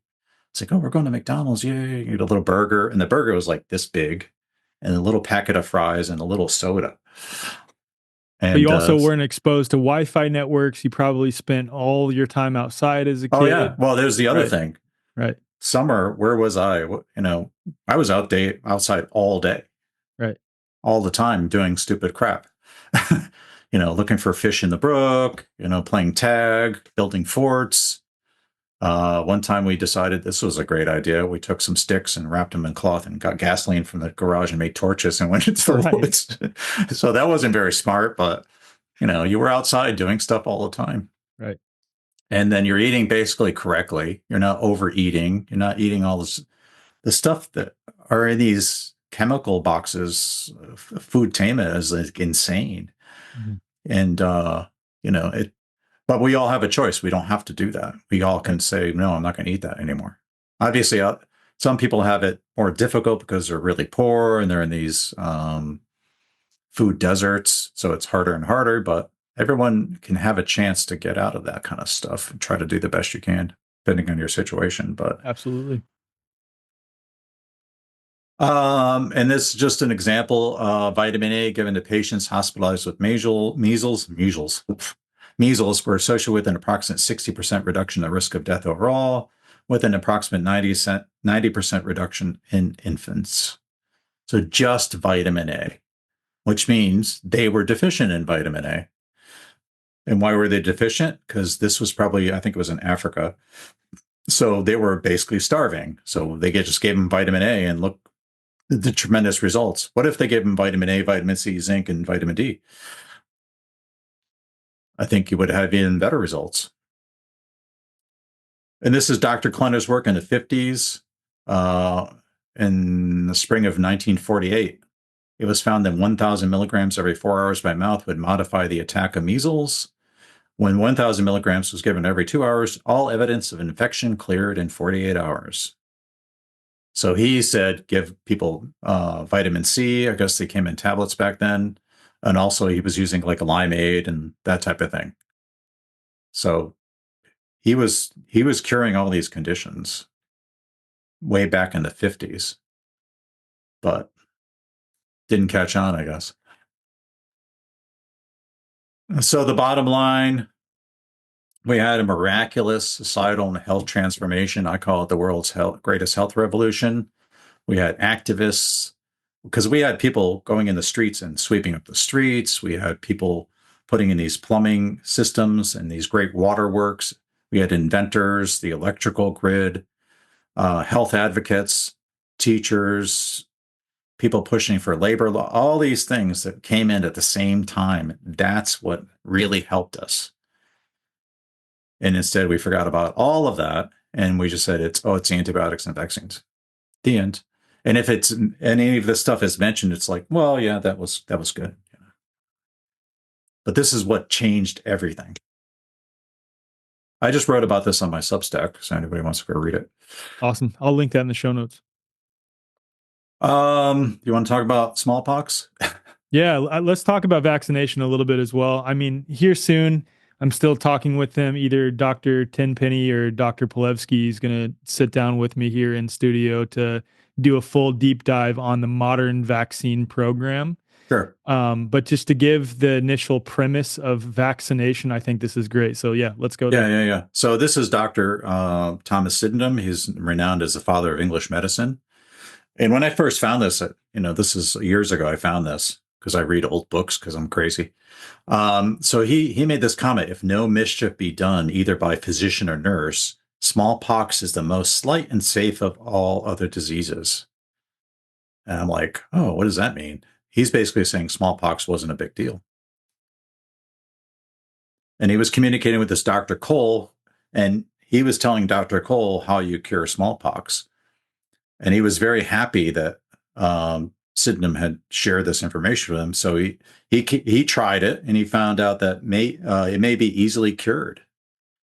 If nurses, a sort of people very injurious to the health of man, did not obstruct, who by the hot regimen and medicines confound all things, and kill so many before their time. And so what people were doing during these times is they had these different harebrained ideas, which they thought they were good ideas at the time. They had this thing called the hot regimen. They would take you, put you in a room, cover you with blankets, no fresh air, no fresh water, and you would overheat. The idea was to sweat it all out. Well, of course, that would kill people, right? So they had the hot regimen. They were using calomel, mercury, for almost everything. So you're in this hot room, and they'd give you a little mercury just to, maybe a teaspoon of water to swallow the mercury with. And these other types of things, and bleeding. Actually, Sydenham kept on doing bleeding for various things. But so he decided, well, I'm not going to put him in a hot room. We're going to use the cool regimen, because he noticed the poor people weren't dying from smallpox. It was the people being treated. And so he changed how he was doing things, and there wasn't really a problem, because it was the hot regimen and these toxic medications that were really causing the problem. So it's not only the conditions people were living in, but the medical procedures they were being subject to. And what's really interesting is this is now the early 1700s, and these were actual things that people were doing for treatments. So this is from the standard medical work Collecta Medica. And this is for treating quinsy, powdered burnt owls, burnt swallows, cat's brains, powdered blood of white puppy dogs. I don't know why it has to be white puppy dogs. Wolf's guts for colic, old man's urine, and sheep excrements. So this was like things they were giving people. This was like a doctor prescribed thing they would do to people for these conditions. And this is about the same time they were coming up with this newfangled idea of inoculation. Oh my God. So it's wild, because we look back at this and automatically are like, what the hell were they thinking? I hope 20 years from now, 10 years from now, we're looking back at what doctors are currently prescribing for people and also have the same response. What the hell were they thinking? Well, I'm already doing that. Hopefully, I'm already doing that too. I'm just saying en masse. I'm saying most people, you could show them this and it'd be like, what the hell? Yeah, I know.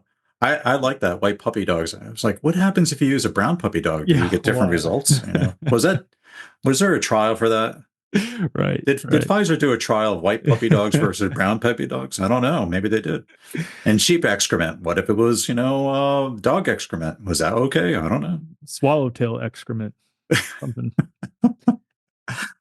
And I actually, so this was written by Milton Ross, but I actually found the old books. It was really hard to find, but I was able to find it. And you get there, it's like, there's things like that throughout these old medical books.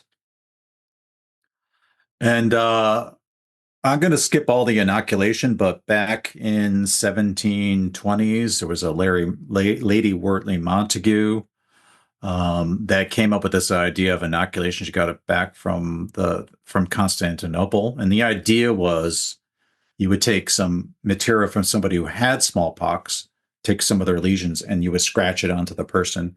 They would go through the smallpox disease, and then they would be protected.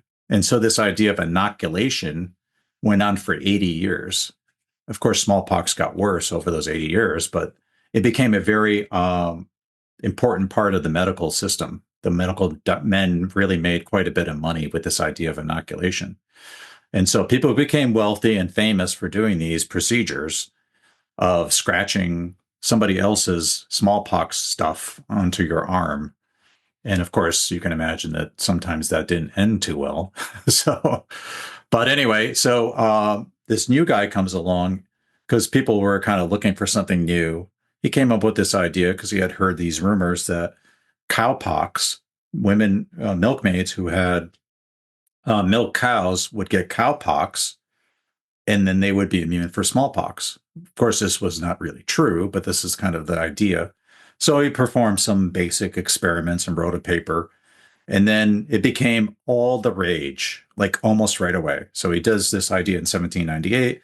By 1800, about 100,000 people were already vaccinated in London.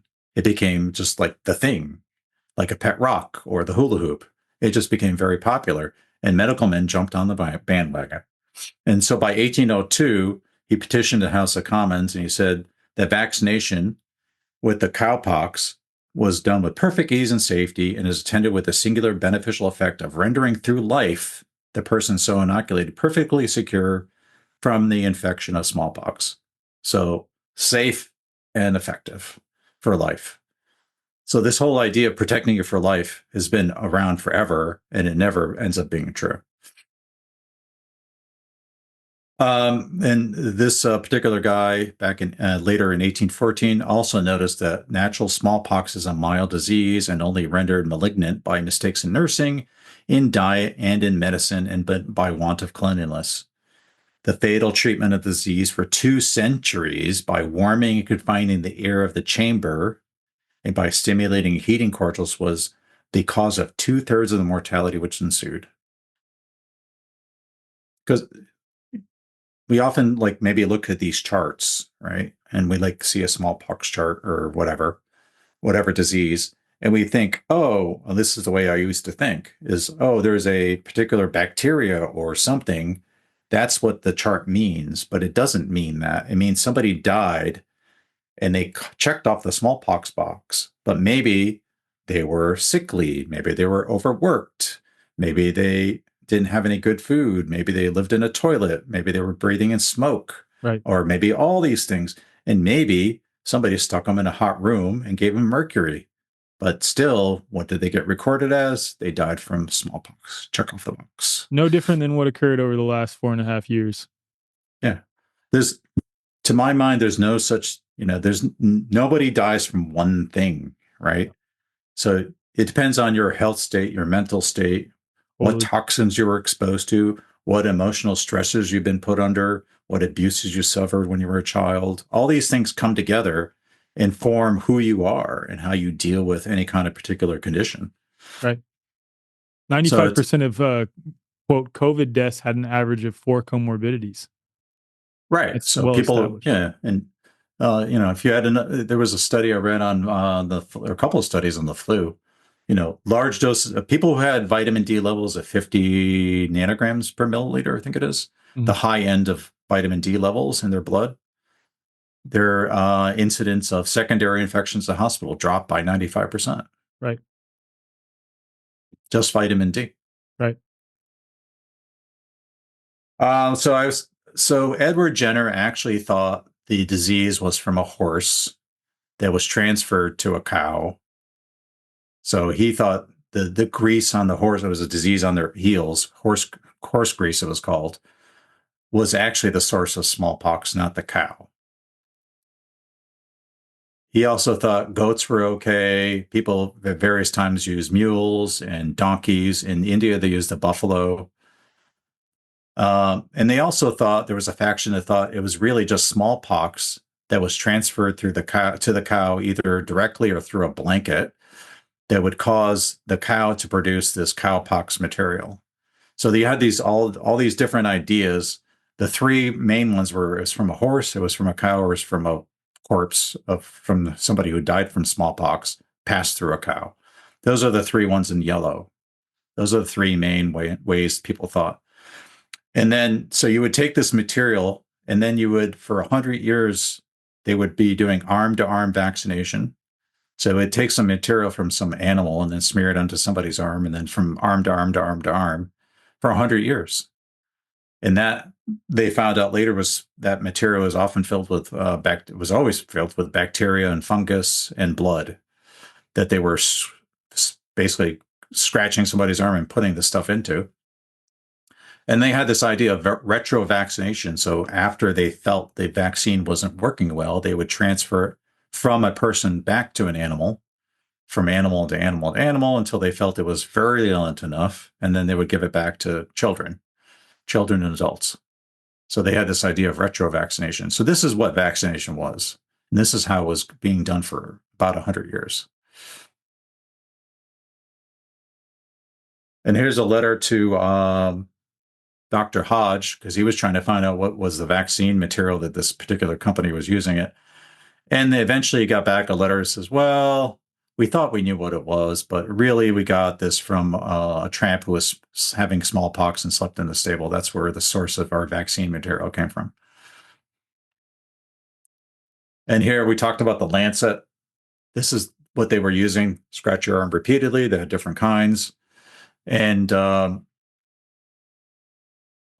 what they would cut your arm with, and they would smear something in. And this guy is talking about this Merkel MD, 1882. The surgeon sat on a box in the storeroom, lancet in hand. Around him were huddled as many as could be crowded into the confined space. Old and young, children screaming, women crying, each with a bare arm. The lymph used was of unknown origin, kept in capillary glass tubes, from whence it was blown into a cup, into which the lancet was dipped. No pretense of cleaning the lancet was made. It was drew blood in very many instances. I don't know about you. It sounds safe and effective to me. So this is what vaccination really was. This is like the greatest medical discovery ever, apparently. And the argument will be that in its modern iteration, we've evolved from those barbaric practices. But again, these, quote, modern versions of this barbaric practice are just that. They're modern versions of a barbaric practice that we need to go back and question the initial presuppositions for. Well, if you read the history of vaccination, they don't talk about how bad it was. They thought it was great. So insane. At the time they did, and then the history books were saying, yeah, this is what stopped smallpox. But as we see, that won't be true. Okay. So here's the picture on the left is an arm with 5 wounds on it. And they actually would heal up. If it healed up, it would scar. They called it scarification. So you would have these scars. And that's how they knew you were vaccinated. You didn't have a card or an ID or anything like that, or retina scan. They basically just had these little marks. And you could tell if you were vaccinated, right? So that was considered a good arm. That worked well.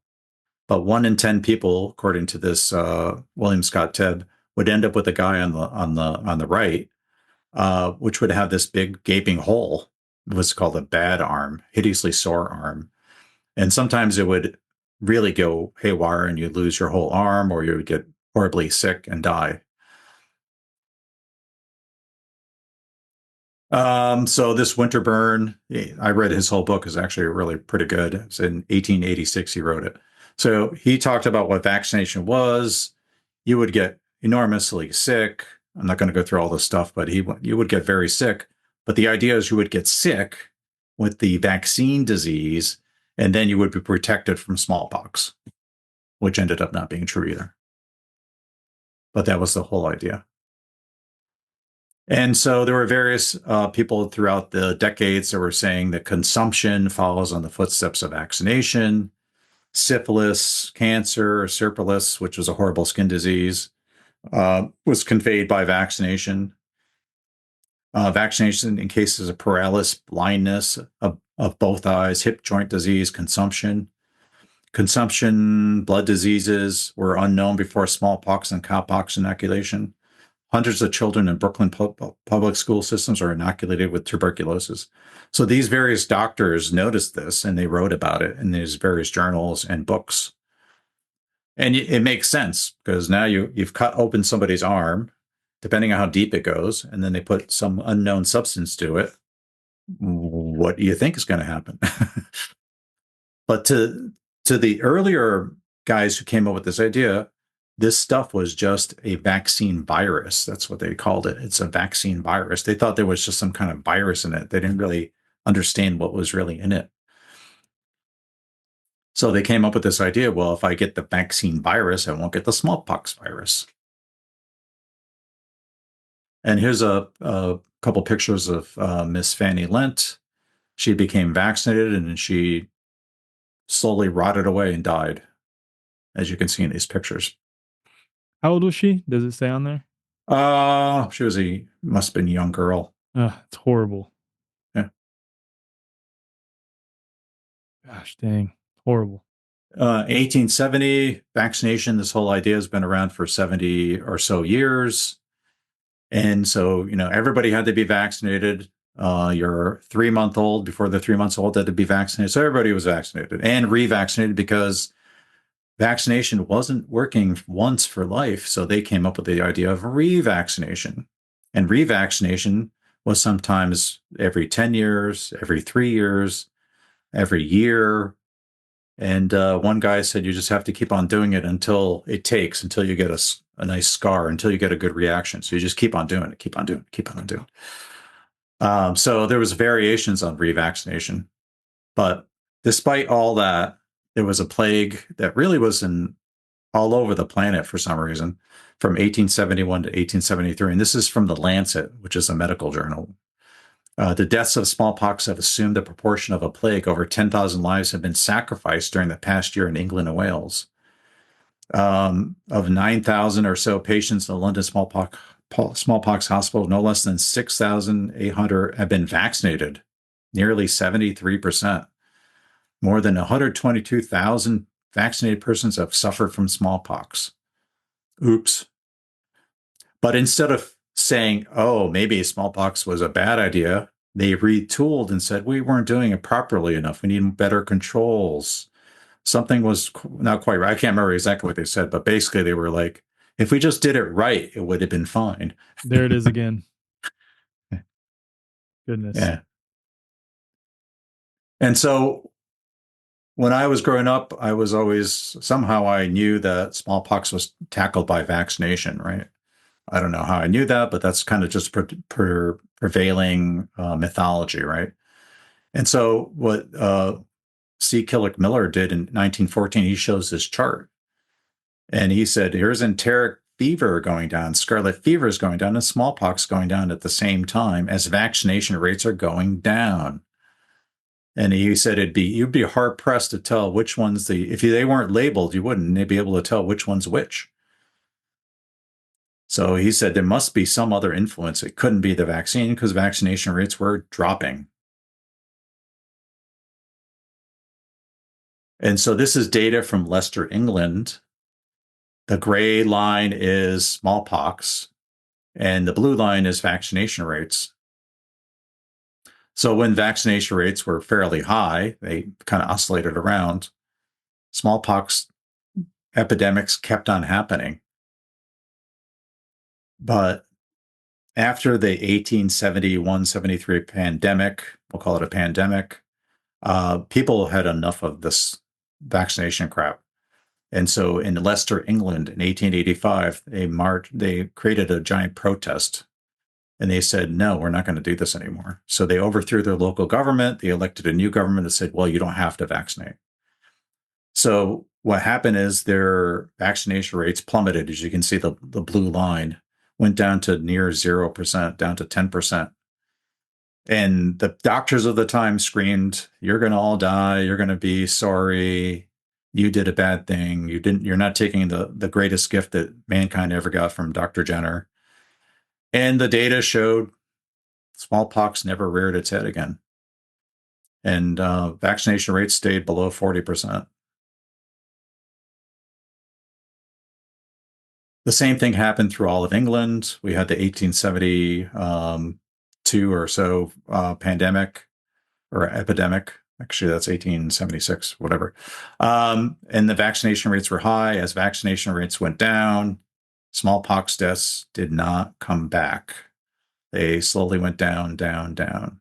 So by the time you're in 1920s, vaccination rates in England were like 40%, which is opposite of what you're told that vaccines do. You need to have a high level of vaccines in order to protect you from the disease. Right. It was actually the opposite. It was happening. Right.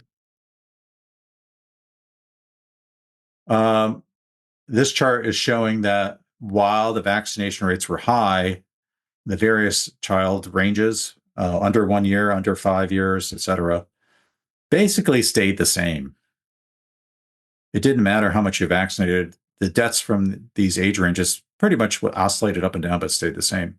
After 1875 and vaccination rates started going down, and you had all these other improvements coming in at the same time, the death rate for all the age ranges went down, despite vaccination plummeting down to zero or near zero, between 10 and 40%. Flies in the face of the concept of herd immunity. Right. So what we see there after 1875, because there was a Health Act. Let's see, where was it?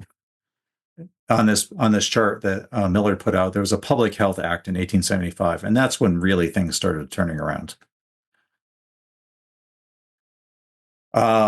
So the kids didn't do better until after probably around 1875. Vaccination has no longer been a thing anymore. People don't want to do it anymore. Especially in Leicester, England, after 1885, they plummeted down. You can see for quite a number of years at 10%, and they didn't all die from smallpox for some reason. By the end of the 1800s, like 1897, smallpox became very mild. So this is from a particular book in 1908, Smallpox, Mild Type Observed in Recent Years in Many Sections of the United States. And there's a picture of a young man with some little bumps and stuff like that, but not the ones you see on the internet. It's always somebody with the maximum pustules. Exactly. So people get the impression that's what happens when you get smallpox, right?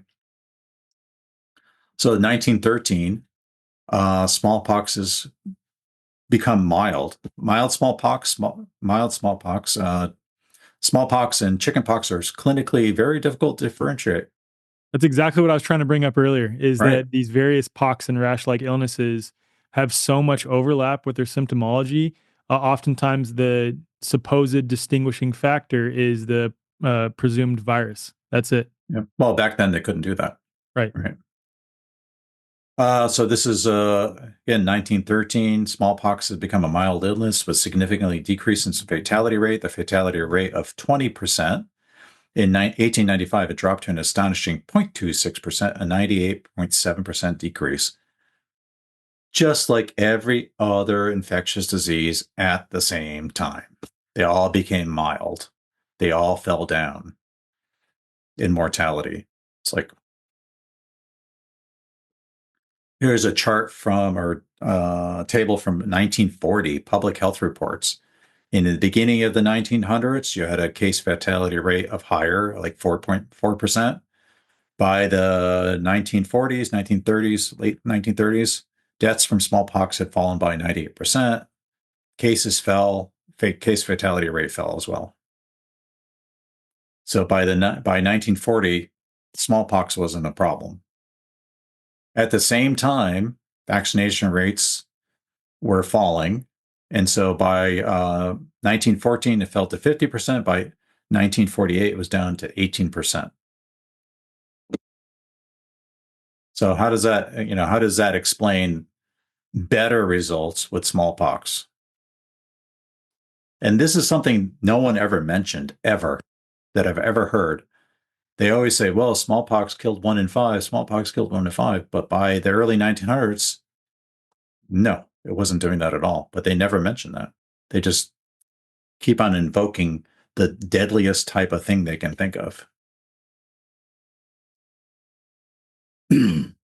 So I always say that these various doctors who found smallpox as a mild disease were probably correct, because once things got better and nutrition was better and all these things better, and we got rid of mercury and the hot regimen and bleeding, things got better. So Millard, who started in Leicester, England, and then he wrote that book back in 1914, he ended up writing an article in the British Medical Journal in 1948. Vaccination has been steadily declining since the conscientious clause was introduced until now. Nearly 2/3 of children born are not vaccinated, yet smallpox mortality has also declined until now quite negligible. So nobody was dying from smallpox anymore, despite almost nobody being vaccinated. That doesn't fit vaccination mythology. But Thomas Mack noticed this in 2002. If people are worried about endemic smallpox, it disappeared from this country not because of our mass herd immunity, it disappeared because of our economic development. It's not from universal vaccination. And this guy was apparently the boots on the ground in all these different countries. Wow. He also wrote in 2003, disappearance of smallpox was facilitated, not impeded by economic development. Long before the World Health Organization smallpox eradication program, long before, smallpox disappeared from many countries as they developed economically. Thailand, Egypt, Mexico, Bolivia, Sri Lanka, Turkey, and Iraq. There wasn't like widespread vaccination across the planet like the World Health Organization likes you to believe. That was not what happened. As things improved, all these diseases, including smallpox, declined.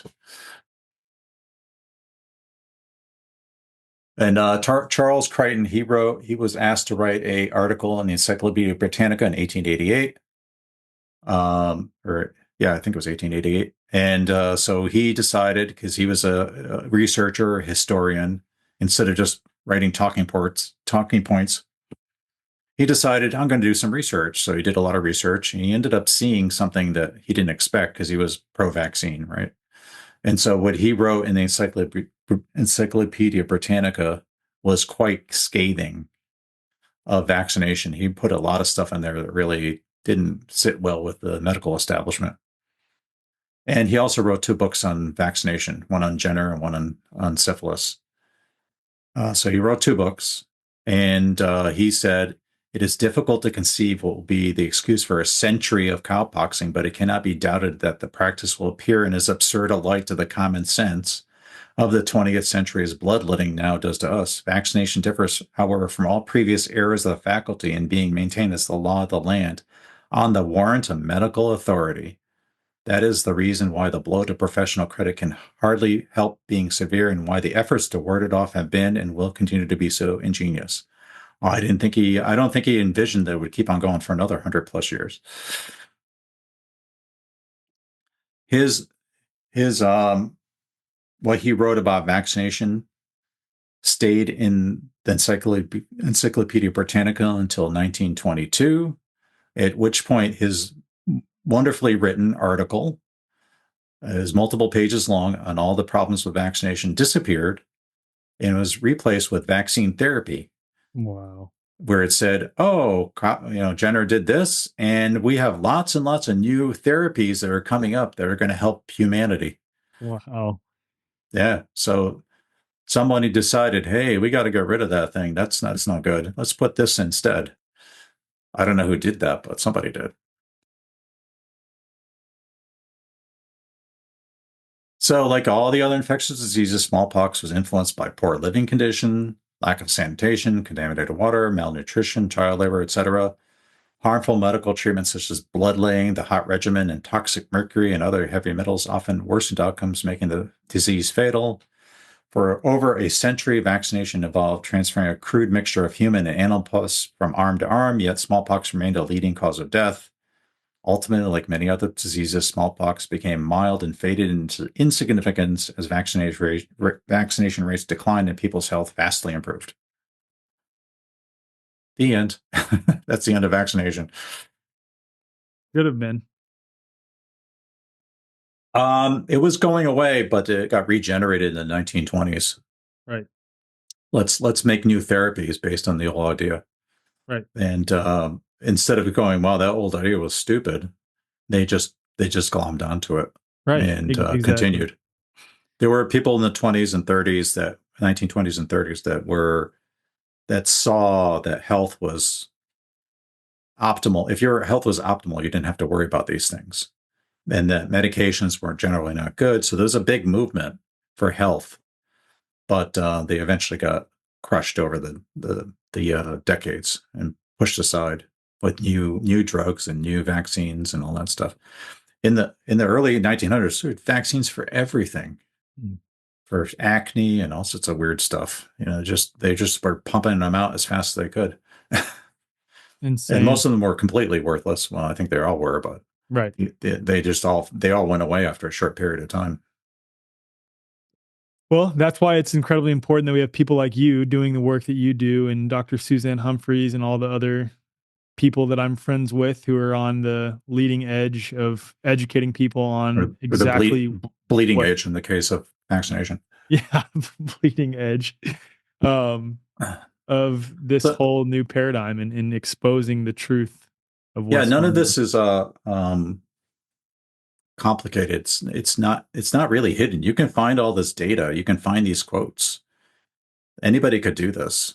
I'm not special. Anybody could do this, Right. and I hope people do. And I always encourage people to go to my Substack or dissolvingillusions.com, take the charts, understand them if they make sense to you, take the quotes. You can get them from the book or on my Substack stuff or whatever, and make your own book, make your own movies, make your own videos, do anything you want with it. It's all public information. We just put it together into a book, but You did anybody an could do incredible that. job. You did an incredible job with that book, though. Yeah. Don't sell yourself short. To be honest, so I started this because I listened to a program about neurological damage from Gary Null out of New York City, and I thought, well, that's horrible. You know, I got to do some research. So I picked up a few books. I found the chart, and then I recreated the chart, and I was like, wow, this is crazy. You know, this can't be true, right? So I just started gathering all this data. I still have the notebooks in my closet, and I stopped the sharing so we could just talk. yeah, that's cool. I just got to block you out now because now you look funny. Sorry. Got that. Okay, you're gone. You got that green blocky thing going on. But anyway, so I was just accumulating this stuff because I was just curious and I wanted to understand. And then after a while, I started writing these proto chapters because I wanted to kind of organize things and try to make sense of it all. And then at some point, I decided, well, I have all this information. No one seems to know it. So I started writing a book. And then I knew I had to find a doctor. You know, if I'm going to write a book like this, I need a doctor, right? So I was listening to the radio and I heard this lady talking about smallpox, maybe polio, but I think it was smallpox, on Gary Null's program because I used to listen to him a lot, and that was Dr. Suzanne Humphreys, and I called her up a few times, and then she finally returned my call. She thought I was a quackbuster giving her a hard time. And I said, I'm writing this book and I was wonder if you're interested. And I went up and visited her in Maine. I brought my proto chapters and she read through them. It's like, okay, let's do it. And then we worked on it for 4 years. When I was done with it, I was like, I was done. I never wanted to look at this stuff ever again because I was burnt out. And so I figured we'll publish it. I'll sell a couple hundred copies and I did my duty and I'm done. And I had no idea it would just keep on going and took off. And then, so I was done with it. It wasn't until COVID that I started doing this stuff again because I didn't care anymore. I didn't want to do it anymore. But yeah, so then I came up with the idea, let's do a 10th anniversary edition and put some of the stuff that I didn't have, we didn't put into the book. And I had so much extra stuff, doctor's quotes and timelines and stuff that I had lying around that we made a second book with a companion with that's all this other stuff in it, which has so many bizarre things quoted in there and so many doctors that were against vaccination. It was hundreds of doctors over the decades, and they wrote about it, but they're all forgotten about. Right. This is not a new phenomenon, people pushing back against the vaccine paradigm. No, they pushed back almost from the first day. There was people questioning it. In 1805, a particular doctor who had been vaccinated, he vaccinated like 1,200 people, realized it wasn't doing what it was said that it was going to do. And he wrote a book and he stopped vaccinating because he found out that it wasn't working. And so from 1805, 1807, 1810, these doctors were publishing books saying, not only is this not working, but it's killing people. Wow. And it's causing death. Vaccines can cause death. But the fad kept on going, and then the legislature got involved and they started mandating things. And of course, you can always influence almost any politician to do anything. Right. So because they're usually unfortunately not the brightest bunch. And and so they'll jump on a bandwagon and support something. And then once it's in the law, you can't get rid of the damn thing. And there was people throughout the 1800s trying to get rid of these ridiculous laws, and there was other ones trying to push for more of it. So the people pushing for more of it got their way for decades until Not I think anymore. it was until 1898. They said, well, you can opt out. You could just write a letter. You can opt out of this compulsory vaccination. So a lot of people did, and the vaccination rates started plummeting. Luckily now in 2025, we're sitting here and a lot more people are realizing the charade of the whole paradigm. And it's hopefully, just read stuff on my Substack and read the book, or the audiobook's almost out. That was fun. That took me a long time. Audiobook. Was it your voice on the audiobook? Yes and no. I'm going to be honest. So I used this company called 11 Labs. Mm-hmm. And I was like, well, let me try this. And I had to clone my voice because my mouth gets very dry when I'm talking. If you hadn't noticed, I drank two pots of tea already. Yeah, I drink loads of water when I podcast as well. So. Yeah, my mouth is completely dry now. And so I'm like, how am I going to do this? So I did this clone thing. I gave it a sample of like 5 minutes, and right away it sounded just like me. It was like creepy. So I had it do the book. So it's me, but it's not me. It's your words, and it's a voice that sounds like yours. So but it made mistakes. So I would have to tweak it because it would mispronounce certain things, but then the other things are pronounced better than I would have. So it came out really. It's me, but I use the computer to do the actual. So it's a nice constant voice instead of like me clearing my mouth, clearing my throat or anything like that. So it's. I think it came out really good.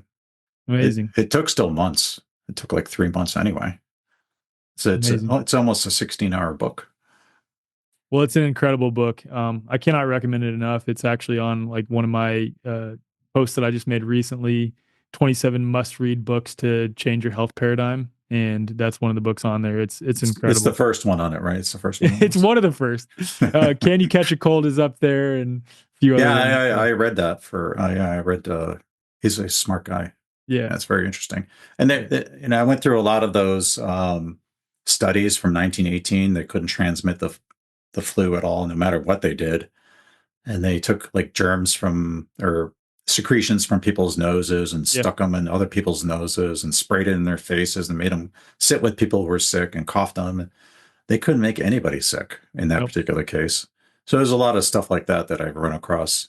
And it's really interesting. There's a lot of interesting history there, but you can always dig deeper and deeper into all this stuff. Lots of crazy stuff people used to do. Crazy.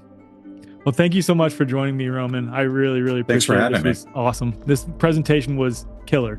It was amazing. Oh, hopefully it doesn't kill anybody. But okay. I knew you were going to say that. as the words came out of my mouth, I'm like, he's going to.